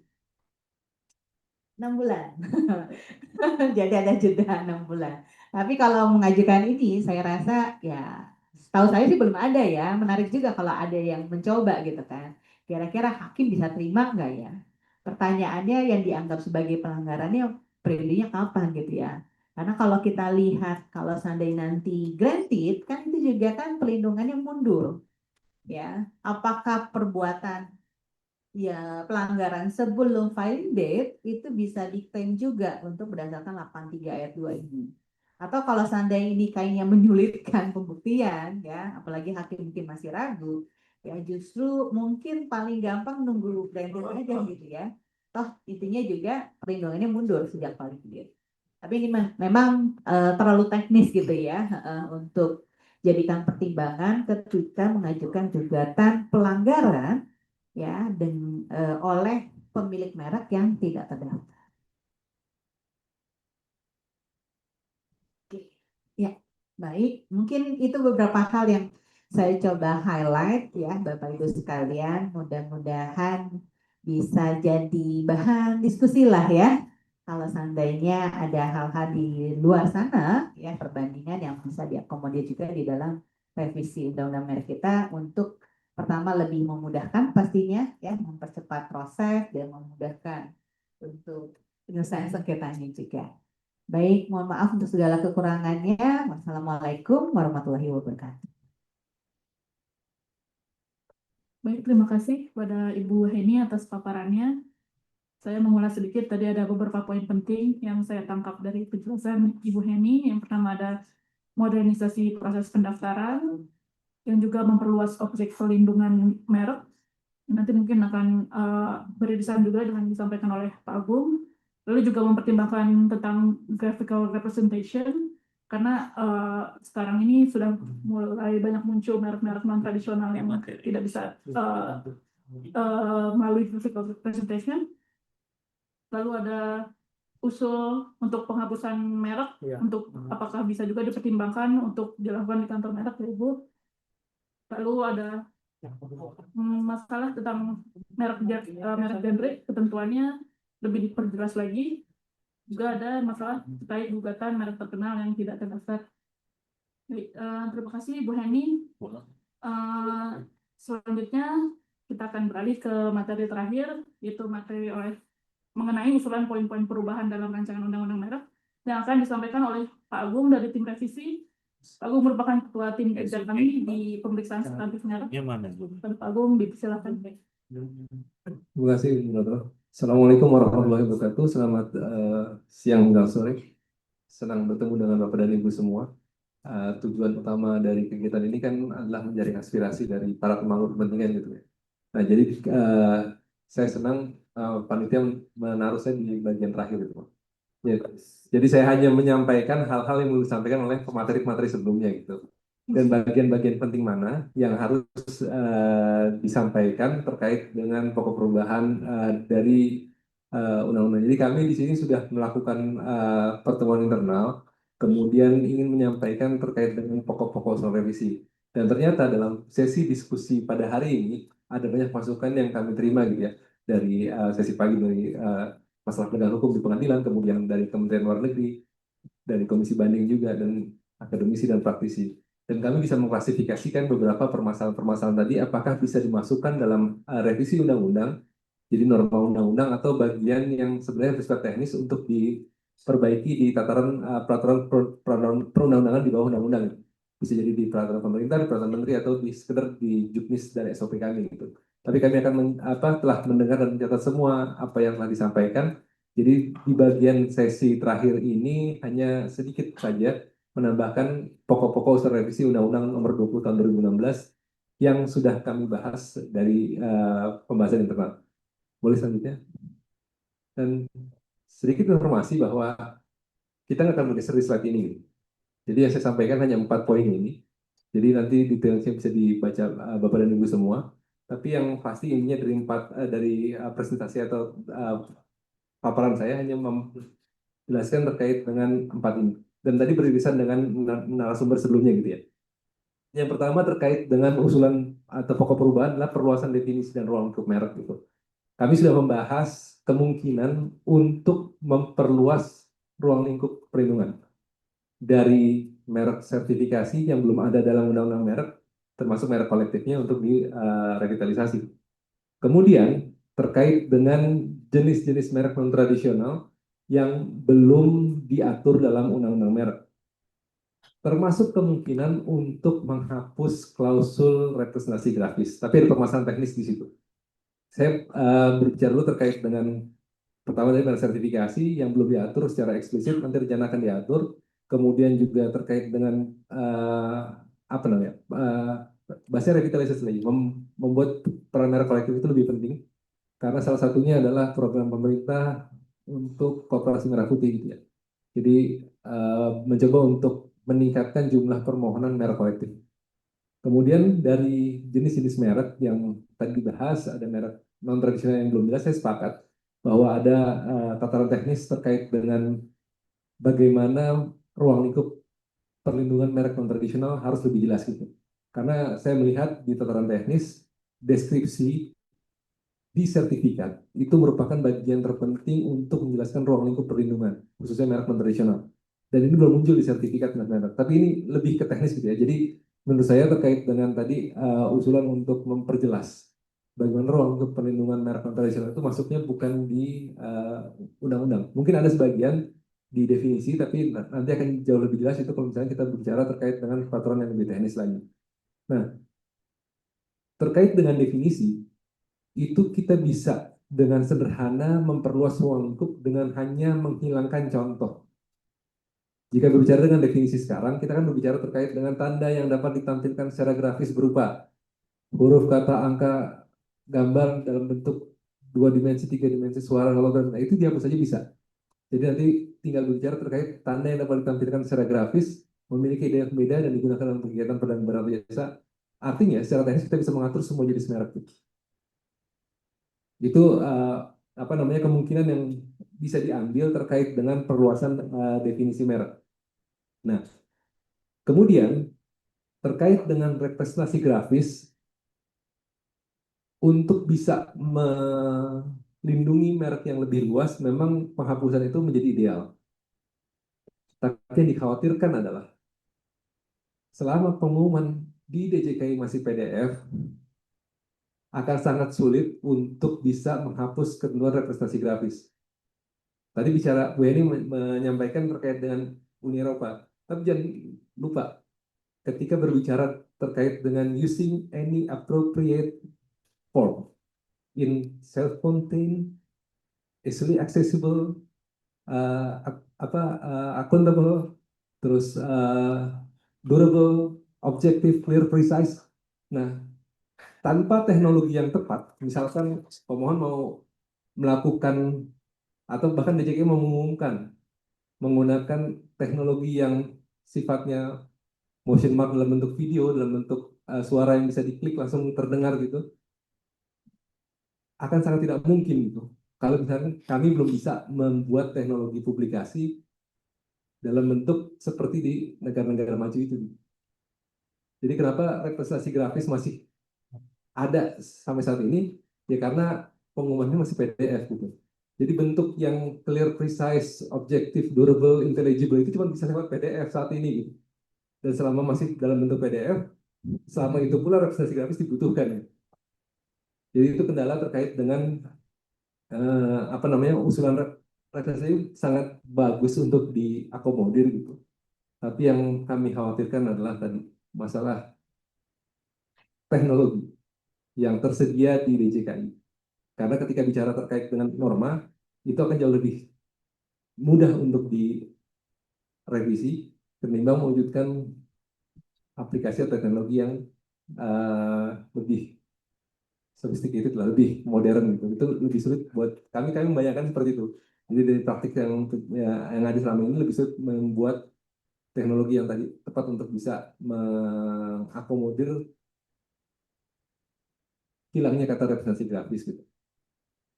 Nah, kemudian itu tadi kan perluasan definisi ruang lingkup. Kemudian yang kedua adalah bagian utama dari perubahan apa ini, latar belakang yang membuat kenapa Undang-Undang 20 tahun 2012 mau direvisi gitu. Karena tuntutannya adalah ada permintaan untuk mempercepat proses pendaftaran paling lama itu 3 bulan.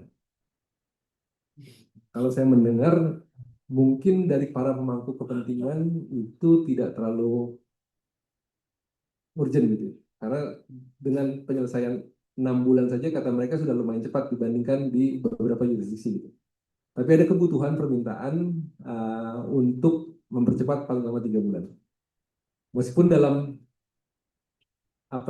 diskusi sebelumnya itu sempat keluar wacana, toh ada negara yang bisa selesai dalam waktu 1 minggu. Gitu. Nyebut contohnya lah Benelux, Belgia, Netherlands, Luxembourg itu bisa 1 minggu selesai. Gitu. Kemudian di negara lain juga di Uni Eropa fast track-nya bisa 3 bulan gitu. Nah, tapi dari diskusi kami yang coba kami sampaikan bahwa kayaknya ideal baru bisa 3 bulan. Dengan usulan, ini baru usulan kami kepada pimpinan, jika mau 3 bulan itu paling memungkinkan adalah menyatukan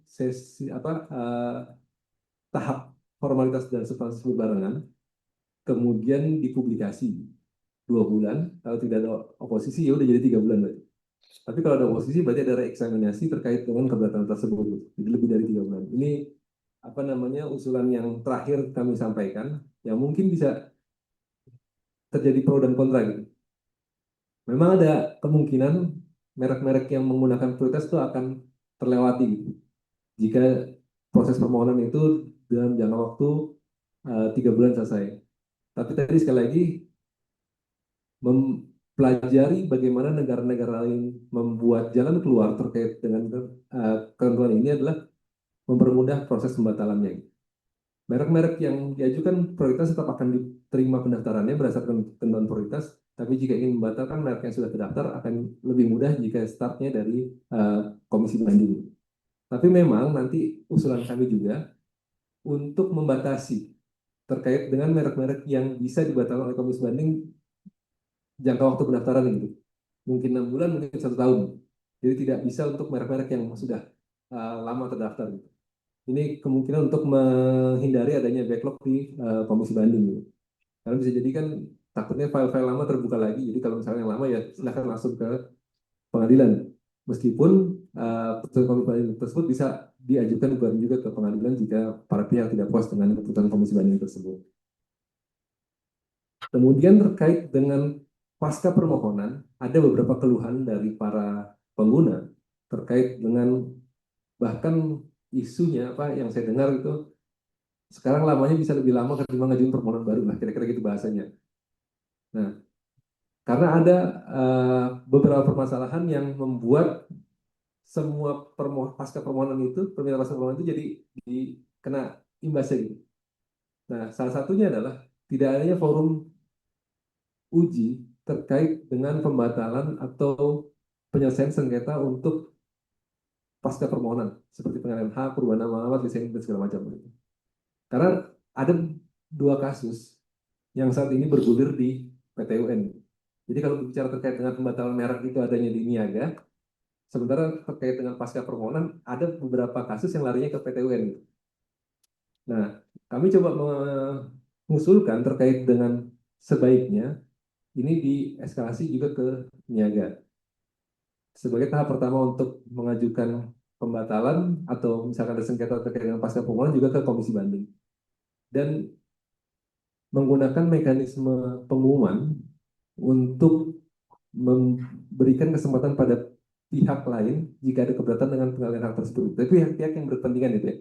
Jadi kalau misalkan kan kasusnya yang sekarang terjadi adalah pemberi hak merasa tidak pernah memberikan haknya gitu. Tapi si penerima hak merasa telah diberikan haknya gitu. Nah ini ada beberapa kasus bolak-balik terjadi gitu. Karena memang aktenya itu tidak jelas gitu. Akte otentik tapi tidak jelas menyebutkan merek, cuman sejumlah merek dengan nama gitu. Tanpa disebutkan nomor-nomornya gitu. Nah, ketentuan ini yang mencoba apa yang menjadi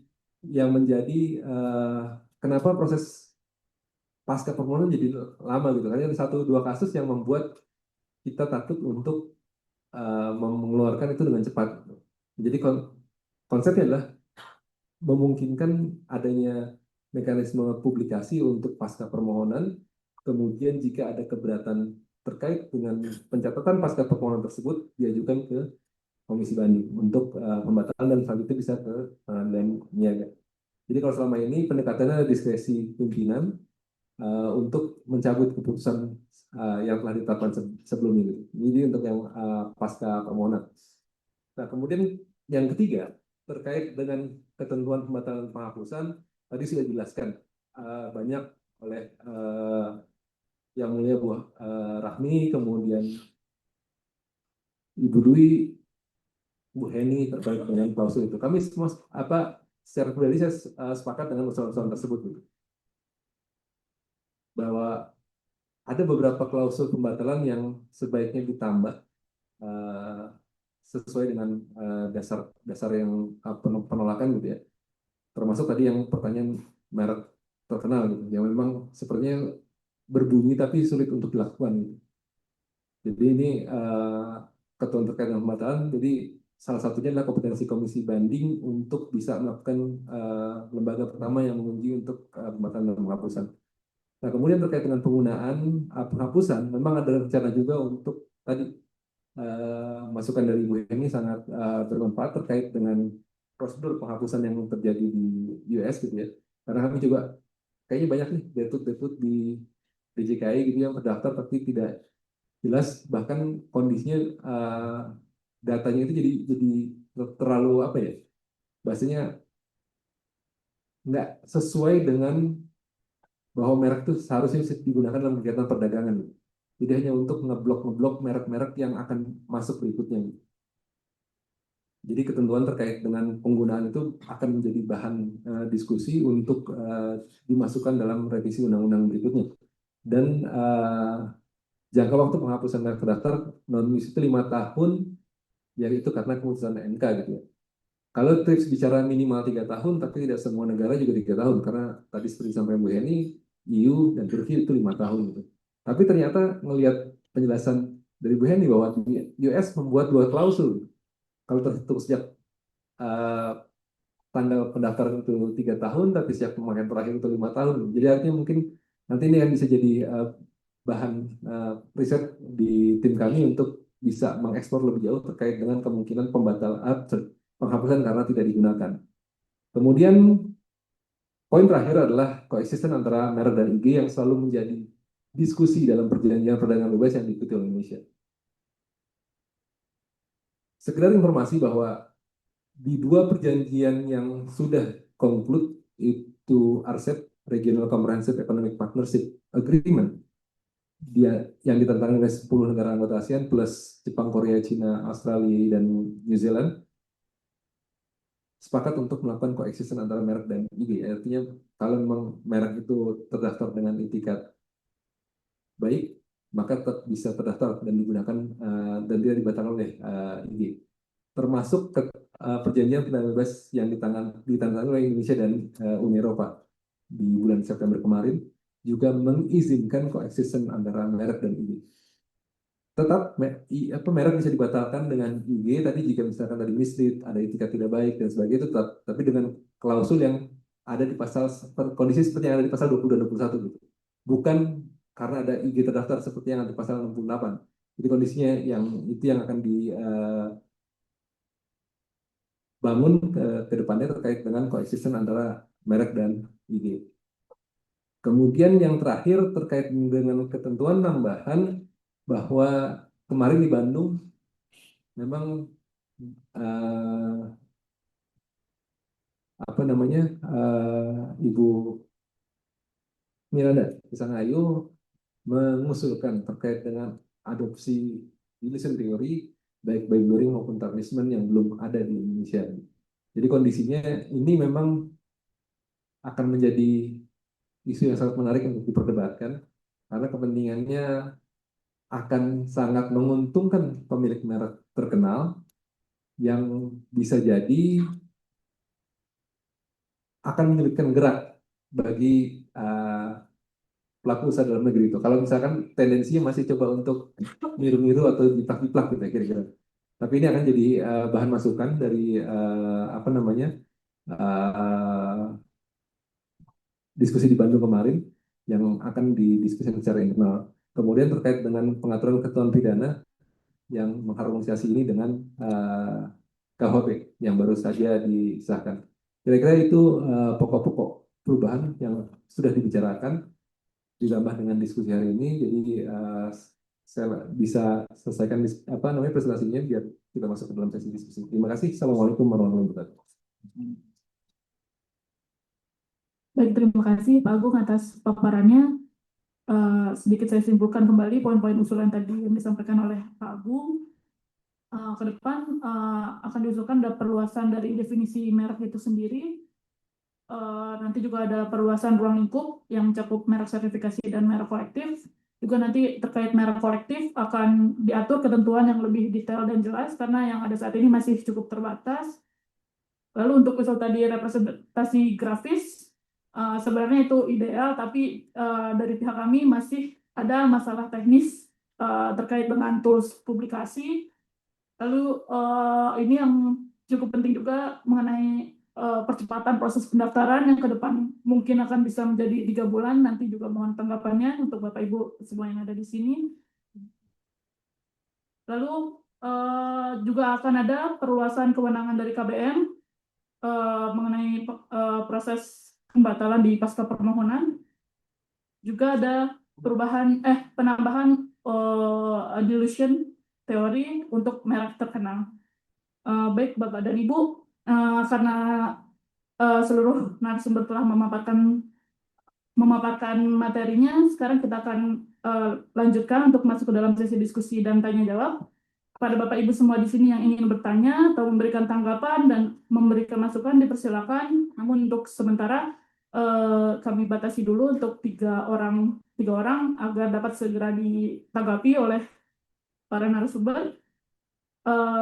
Baik, dipersilakan kepada yang ingin bertanya.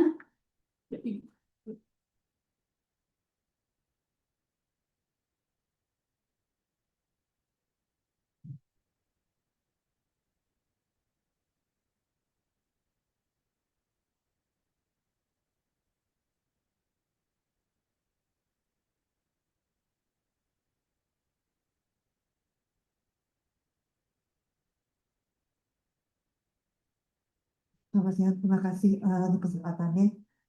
Pertanyaannya mungkin saya tadi agak ini untuk masalah isu indikasi geografis. Saya setuju karena di undang-undang sekarang ini adalah nama dari indikasi geografis itu banyak yang didaftarkan sebagai merek dan tidak ada upaya hukum apapun yang bisa dilakukan. Di undang-undang memang dibilang bisa dihapuskan, tapi di peraturan menteri hukumnya jadi dipasang tweet di situ dibilang hanya untuk bahan sejenis. Padahal banyak sekali nama indikasi geografis ini yang didaftarkan sebagai merek untuk bahan yang nggak sejenis. Nah, ini memang akan diakomodasi. Mungkin kalau dari saya masukannya adalah kalau ini mau memang dianggap sebagai salah satu itikat tidak baik, pihak yang berkepentingan itu berarti harus ditambah. Karena sampai sekarang di undang-undang merek yang sekarang, pihak yang berkepentingan itu hanya pemilik merek, jaksa, yayasan atau lembaga di bidang konsumen, atau majelis atau lembaga keagamaan. Jadi pemilik indikasi geografis itu nggak ada, dia nggak punya legal standing. Gitu. Jadi itu harus dipertimbangkan untuk dimasukkan di undang-undang kalau memang nanti mereka akan diberikan suatu upaya untuk membatalkan merek yang sama dengan atau memiliki persamaan dengan indikasi geografisnya. Eh, Kemudian yang kedua, mungkin concern saya, mungkin ini dua-duanya pertanyaannya untuk Pak Agung, maaf ya Pak. Jadi pertanyaannya adalah, tadi KBM kalau pagi dipaparkan bahwa kewenangan KBM akan diperluas untuk masalah merek yang didaftarkan bertentangan dengan hak prioritas. Nah, ini tadi ada usulan lain yang ada beberapa jenis jenis perkara yang akan ditangani juga oleh KBM. Permasalahannya adalah KBM ini sama dari dulu ya, posisi dia ini sebenarnya jadi apa? Apakah jadi pengadilan tingkat pertama atau bagaimana? Karena sesudah nanti putusan KBM ini kan akan diupaya hukum ke pengadilan niaga, atau misalnya dia seperti kayak pengadilan pajak, nggak ada lagi kasasi dari Kanwil, dari kantor wilayah keberatan keberatan pajak langsung masuk ke pengadilan pajak, dari pengadilan pajak langsung peninjauan kembali, seperti itu. Tujuannya sih kembali kan kalau di hak kekayaan intelektual, tujuan kita ini kan nggak mau panjang lagi, kita nggak mengenal lagi ada empat tingkat peradilan. Sekarang di undang-undang sekarang sudah disingkat hanya 3 tingkat, 2 upaya hukum biasa, 1 upaya hukum luar biasa. Dari niaga langsung ke kasasi, dari kasasi langsung peninjauan kembali untuk upaya luar biasanya. Nah, apakah yang nanti KBM ini juga akan diperlakukan dengan sama? Karena dihitungnya memang KBM ini dianggap seolah-olah sudah pengadilan tingkat pertama, tapi karena asasnya beda dengan pengadilan niaga nanti akan diajukan sebagai tingkat kedua, dan sesudahnya peninjauan kembali. Tapi kalau misalnya nanti kasasi lagi, peninjauan kembali lagi, ini terlalu panjang kalau menurut saya. Mungkin itu aja dua dari saya. Terima kasih. Baik. Untuk pertanyaan kedua, Bapak Ibu, untuk menyebutkan nama dulu, setelah itu instansinya. Ada yang ingin memberikan tanggapan, masukan, atau bertanya? Oh, ya. Silakan Bapak Gunawan.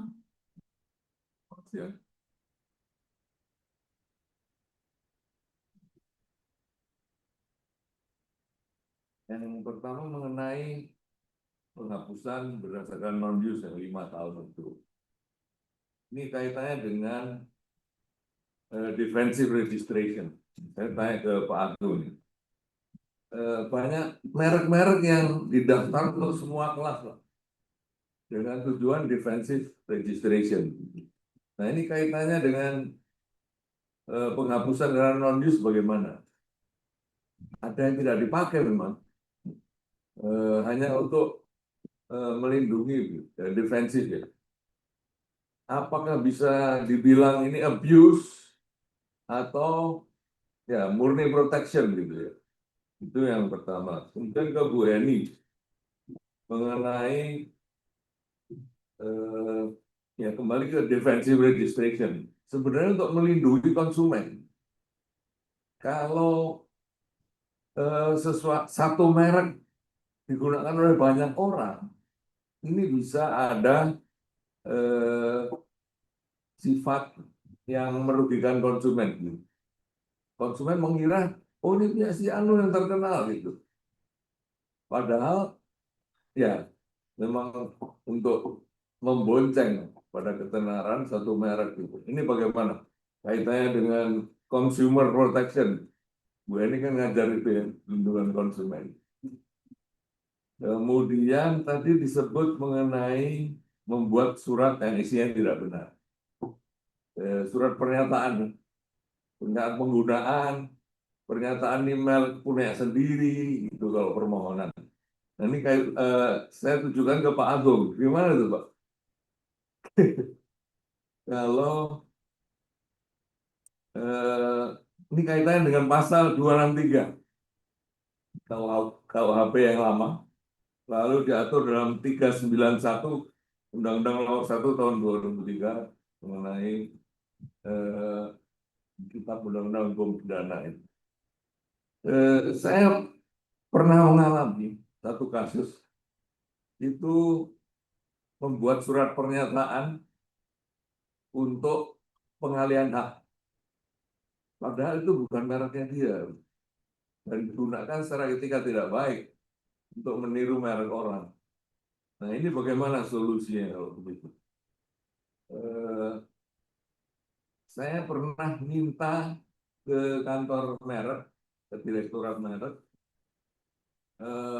fotokopi dari surat pernyataan yang isinya tidak benar. Tidak dikasih Pak Agung. Kalau saya ini dokumen rahasia negara, kata begitu.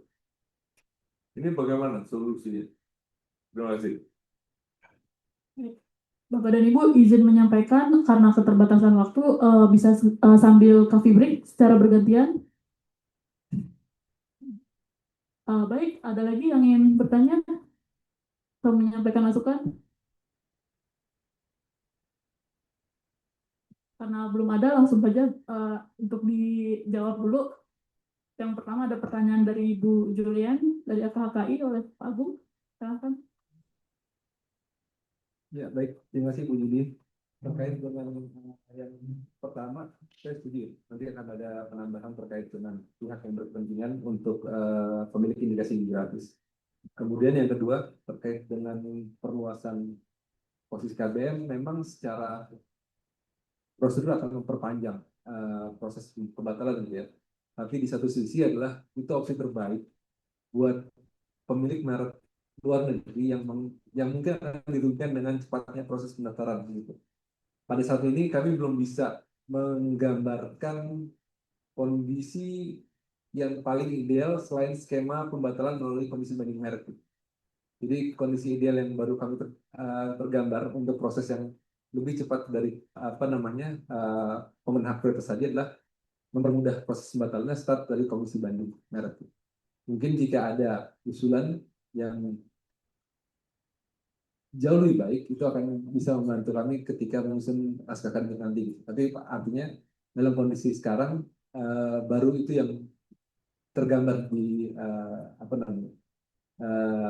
proses yang dibayangkan oleh tim penyusunan naskah akademik. Kira-kira demikian penjelasannya. Kemudian terkait dengan pertanyaan dari Pak Gunawan terkait dengan non-use dan defensive registration.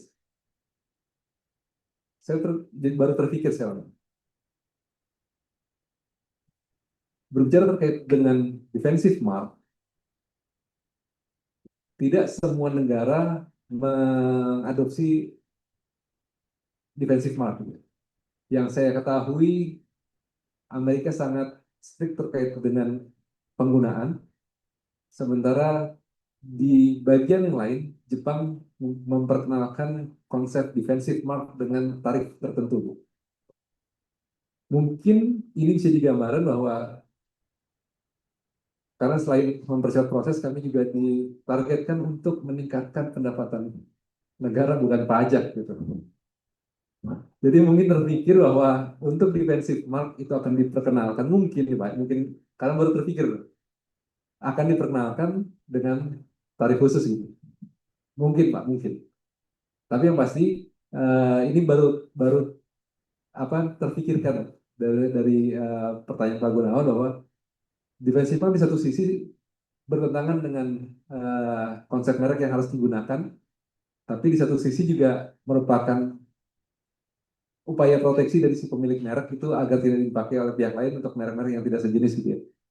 Jadi nanti akan kami pikirkan Pak skema terbaiknya, tapi yang pasti kami paham bahwa ada konsep defensive mark di Jepang atau mungkin di negara lain, tapi tidak mungkin di Amerika Serikat atau di Eropa gitu. Jadi kondisinya nanti akan didiskusikan terkait dengan pendekatan terbaik gitu. Terima kasih Pak Mantap. Terkait dengan surat pernyataan, ya memang harus diakui bahwa surat pernyataan pada saat ini konsepnya itu hanya sebatas formalitas administratif yang tidak bisa juga disebarluaskan pada pihak yang berkepentingan. Mungkin ini juga di bagian pertimbangan apakah perlu untuk mereduksi atau meminimalisir syarat permohonan pendaftaran atau mungkin redaksinya yang dirubah menjadi syarat penggunaan misalkan. Jadi ketika merek itu juga nanti dibatalkan dan memang bukan milik dia sebenarnya, itu kan sejatinya juga tidak apa namanya, tidak memberikan pernyataan yang sebenarnya, tapi kami juga tidak bisa mengeluarkan gitu. Ya, jadi emang daripada sekedar formalitas administratif belaka, kami coba akan mereformulasi terkait dengan isinya atau bahkan menghilangkan jika tidak relevan lagi dengan perkembangan saat ini. Demikian tanggapan saya, Pak. Baik, terima kasih Pak Agung. Lalu juga ada pertanyaan juga dari Pak Gunawan untuk Bu Heni tentang kaitannya merek dengan perlindungan konsumen. Silakan Bu Heni. Terima kasih banyak Pak Gun. Ya kita tahu ya bahwa salah satu tujuan perlindungan merek adalah untuk melindungi konsumen dari kebingungan. Karena standing awalnya kan itu, sepanjang nggak bingung harusnya nggak masalah ya. Inilah yang menjadi dasar mengapa eh, diperbolehkan untuk adanya merek yang mempunyai persamaan ketika jenis barangnya berbeda, karena belum tentu mengakibatkan kebingungan bagi konsumen. Kembali lagi ya, kalau defensive trademark ini kan dua sisi mata uang nih gitu ya. Bisa untuk memproteksi ya pemilik merek terkenal, tapi sisi lain bisa disalahgunakan tuh trademark squatter ya, dengan modal 1,8 daftar semua kelas ya, untung-untung dijual 5M, 4M ya dilakukan. Jadi untungnya berkali-kali lipat. Ya, mungkin itu sedikit jawaban dari saya, Pak Gun. Terima kasih. Terima kasih Bu Heni. Selanjutnya ada lagi yang ingin mengajukan pertanyaan. Pertanyaan sambungan. Oh iya, boleh, silakan Bapak. Untuk Pak Agung nih, pelindungan cross classes. Di Jepang itu ada namanya cross classes. Barangnya kelasnya berbeda, tetapi dianggap sejenis. Itu yang pertama. Kemudian yang lintas merek dagang dan merek jasa. Ini kasusnya pernah ramai kan dulu. Holland Bakery. Ada yang punya Holland Bakery itu roti-rotinya. Ada orang mendaftar untuk jasa penjualan roti. Toko yang didaftar. Nah ini dulu sempat ramai. Bagaimana dengan sikap atau kebijakan dari pemeriksa merek, Pak Agung? Terima kasih. Terima kasih Pak Gunawan. Ada lagi Bapak dan Ibu? Ya, silakan Bapak. Sebutkan dulu nama dan instansinya. Terima kasih. Kebetulan nama saya Gunawan juga Oh iya. dari Rantai.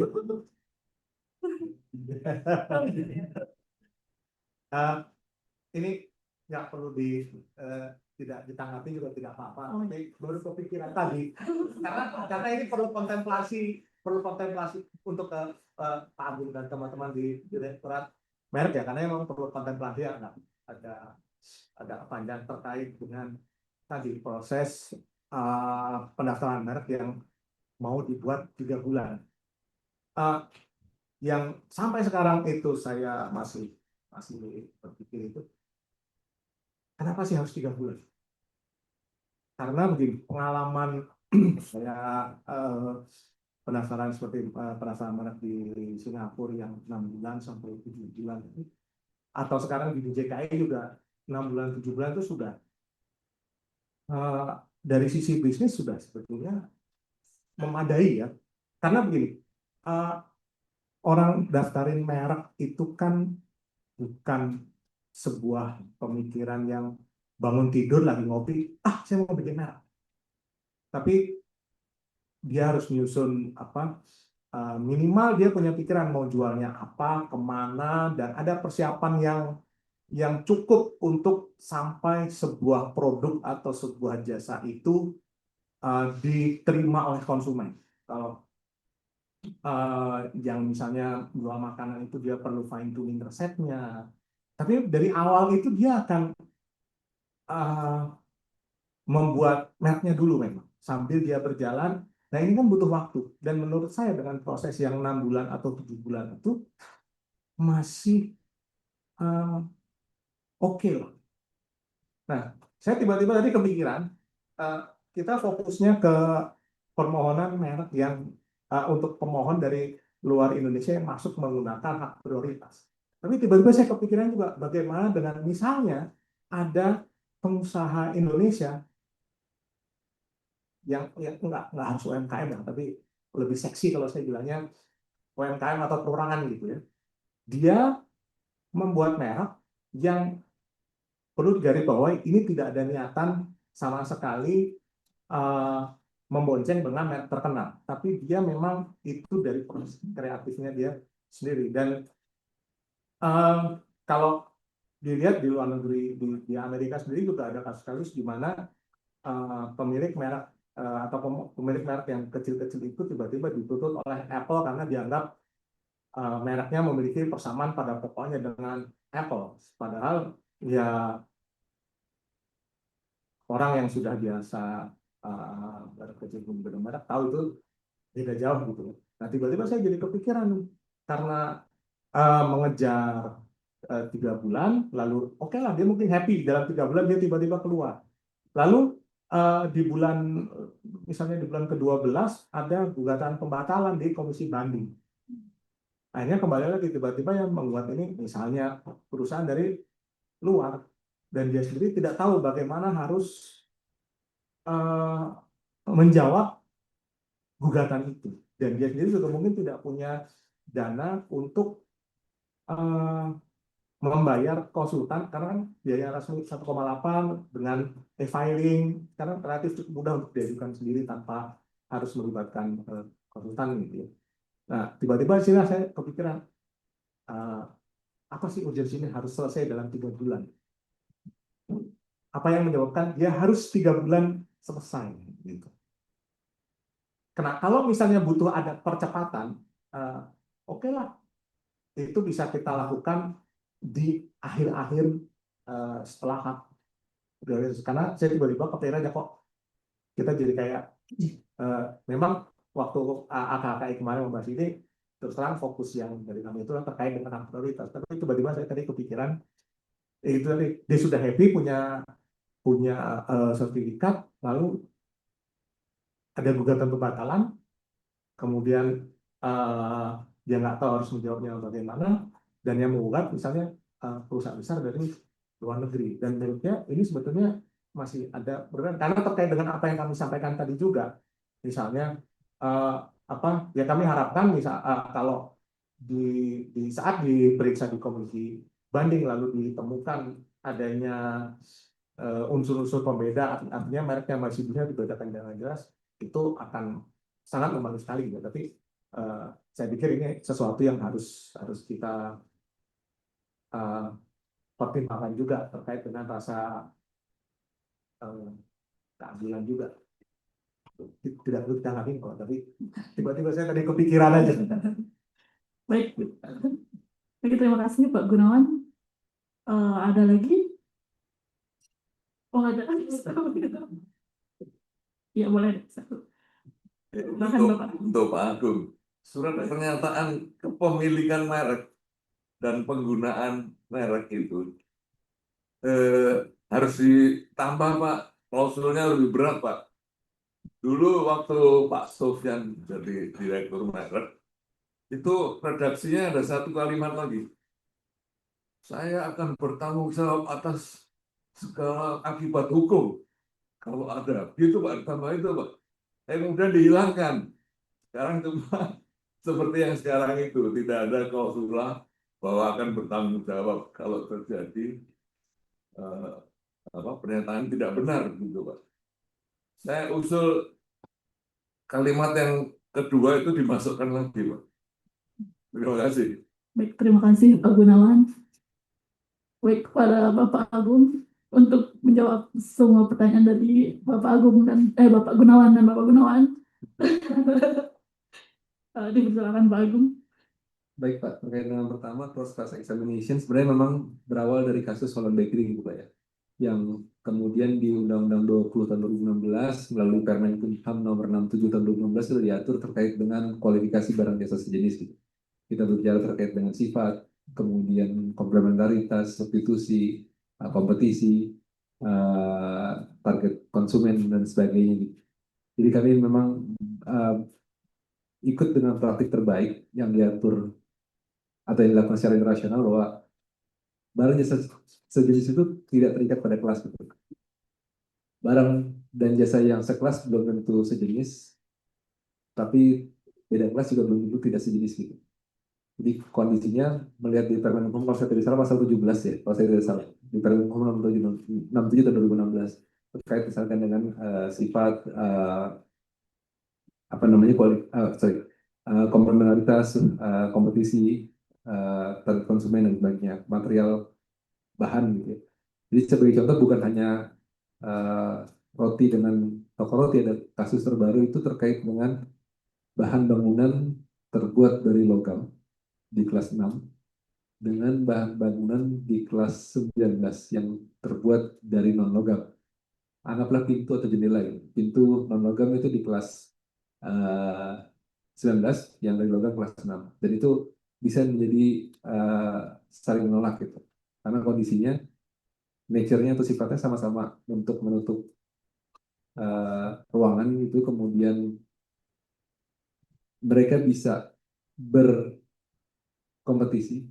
Kalau harga yang non logam mahal ya sedih yang logam lah, kira-kira seperti itu. Jadi dari faktor-faktor itu kami beranggapan bahwa cross class examination itu sudah diakomodir di Permen Nomor 67 tahun 2016 gitu. Yang mungkin menjadi permasalahan sekarang adalah masalah implementasi yang lebih konsisten dan terukur sebenarnya. Tapi artinya kami juga mengikuti bagaimana praktik terbaik di negara lain menentukan kualifikasi barang jasa sejenis gitu. Jadi permasalahan yang ada mungkin hanya sekedar masalah implementasi dan konsistensi, dan ini yang saya yakin harus diperbaiki untuk bisa lebih membuat keputusan yang lebih akuntabel dalam hal pemeriksaan. Kemudian terkait dengan surat pernyataan yang harus ditambah, setuju Pak, nanti akan dimasukkan dalam list kebutuhan, tapi ini memang tatarannya teknis, jadi artinya mungkin bukan di undang-undang, tapi lebih ke peraturan di bawah undang-undang. Nah, kemudian terkait dengan Pak Gunawan, terkait dengan kenapa 3 bulan, teman-teman yang bisa jawab nggak kira-kira kenapa 3 bulan? Karena memang tapi saya mengundang teman-teman semua kalau misalkan dia mau menjelaskan kenapa harus 3 bulan gitu. Karena ini negosiasi panjang Pak, kalau saya berbicara terkait dengan kenapa 3 bulan. Karena sebelumnya kenapa kalau bisa seminggu harus seminggu gitu. Toh ada di negara lain ini seminggu bisa selesai gitu. Tapi memang yang jadi permasalahan itu kalau menurut saya Pak, bukan bukan masalah normanya gitu kalau di Indonesia itu. Yang menjadi kekhawatiran utama adalah legal culture-nya gitu. Yang sudah major di negara tersebut ketika diberlakukan di sini ini bisa jadi berubah gitu. Karena pengalaman terkait dengan penerapan pasal penghapusan prakarsa menteri yang diinisiasi dengan kasus Budabar di tahun 2012 kalau saya tidak salah, kemudian dinormakan di tahun 2016. Tapi begitu di tahun 2019 terjadi, beda lagi ceritanya gitu. Nah, jadi kondisi kenapa 3 bulan? Ya karena memang jawabannya gini Pak. Seperti cepatnya kenapa revisi Undang-Undang Merek tiba-tiba masuk prolegnas Pak. Dari yang belum diusulkan tiba-tiba masuk prolegnas. Jadi kira-kira seperti itu kenapa harus 3 bulan ya Pak. Demikian penjelasan saya Pak.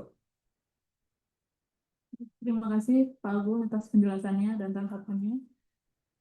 Baiklah, karena waktu sudah menunjukkan lebih dari 3:30, kita akan segera mengakhiri sesi diskusi kita pada hari ini.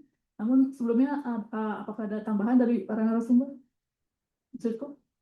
Ya, baik, cukup. Izinkan kami untuk menyampaikan ucapan terima kasih dan apresiasi sebesar-besarnya kepada seluruh narasumber yang telah hadir untuk berbagi pengalaman, pandangan, dan juga ilmunya. Izinkan kami juga untuk mengucapkan terima kasih kepada seluruh Bapak dan Ibu yang telah hadir pada hari ini atas perhatian dan partisipasinya. Hasil diskusi dan masukan kita semua pada hari ini tentu akan menjadi bagian yang cukup penting dalam pertimbangan nanti penyusunan naskah akademik dan rancangan undang-undang merek dan IG kita ke depan. Semoga ke depan sistem perlindungan merek kita menjadi lebih baik lagi, lebih adaptif, lebih berkeadilan, lebih selaras, dan lebih bersaras dengan perkembangan global. Amin. Demikian diskusi kita pada hari ini. Saya mohon maaf bila ada salah kata dan sikap dalam penyampaian. Wabillahi taufiq wal hidayah. Wassalamualaikum warahmatullahi wabarakatuh.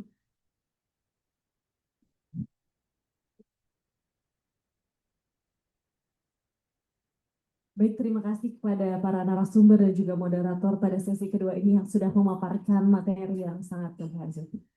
Baik, dengan berakhirnya sesi diskusi ini, maka berakhir pula kegiatan diskusi publik pada hari ini.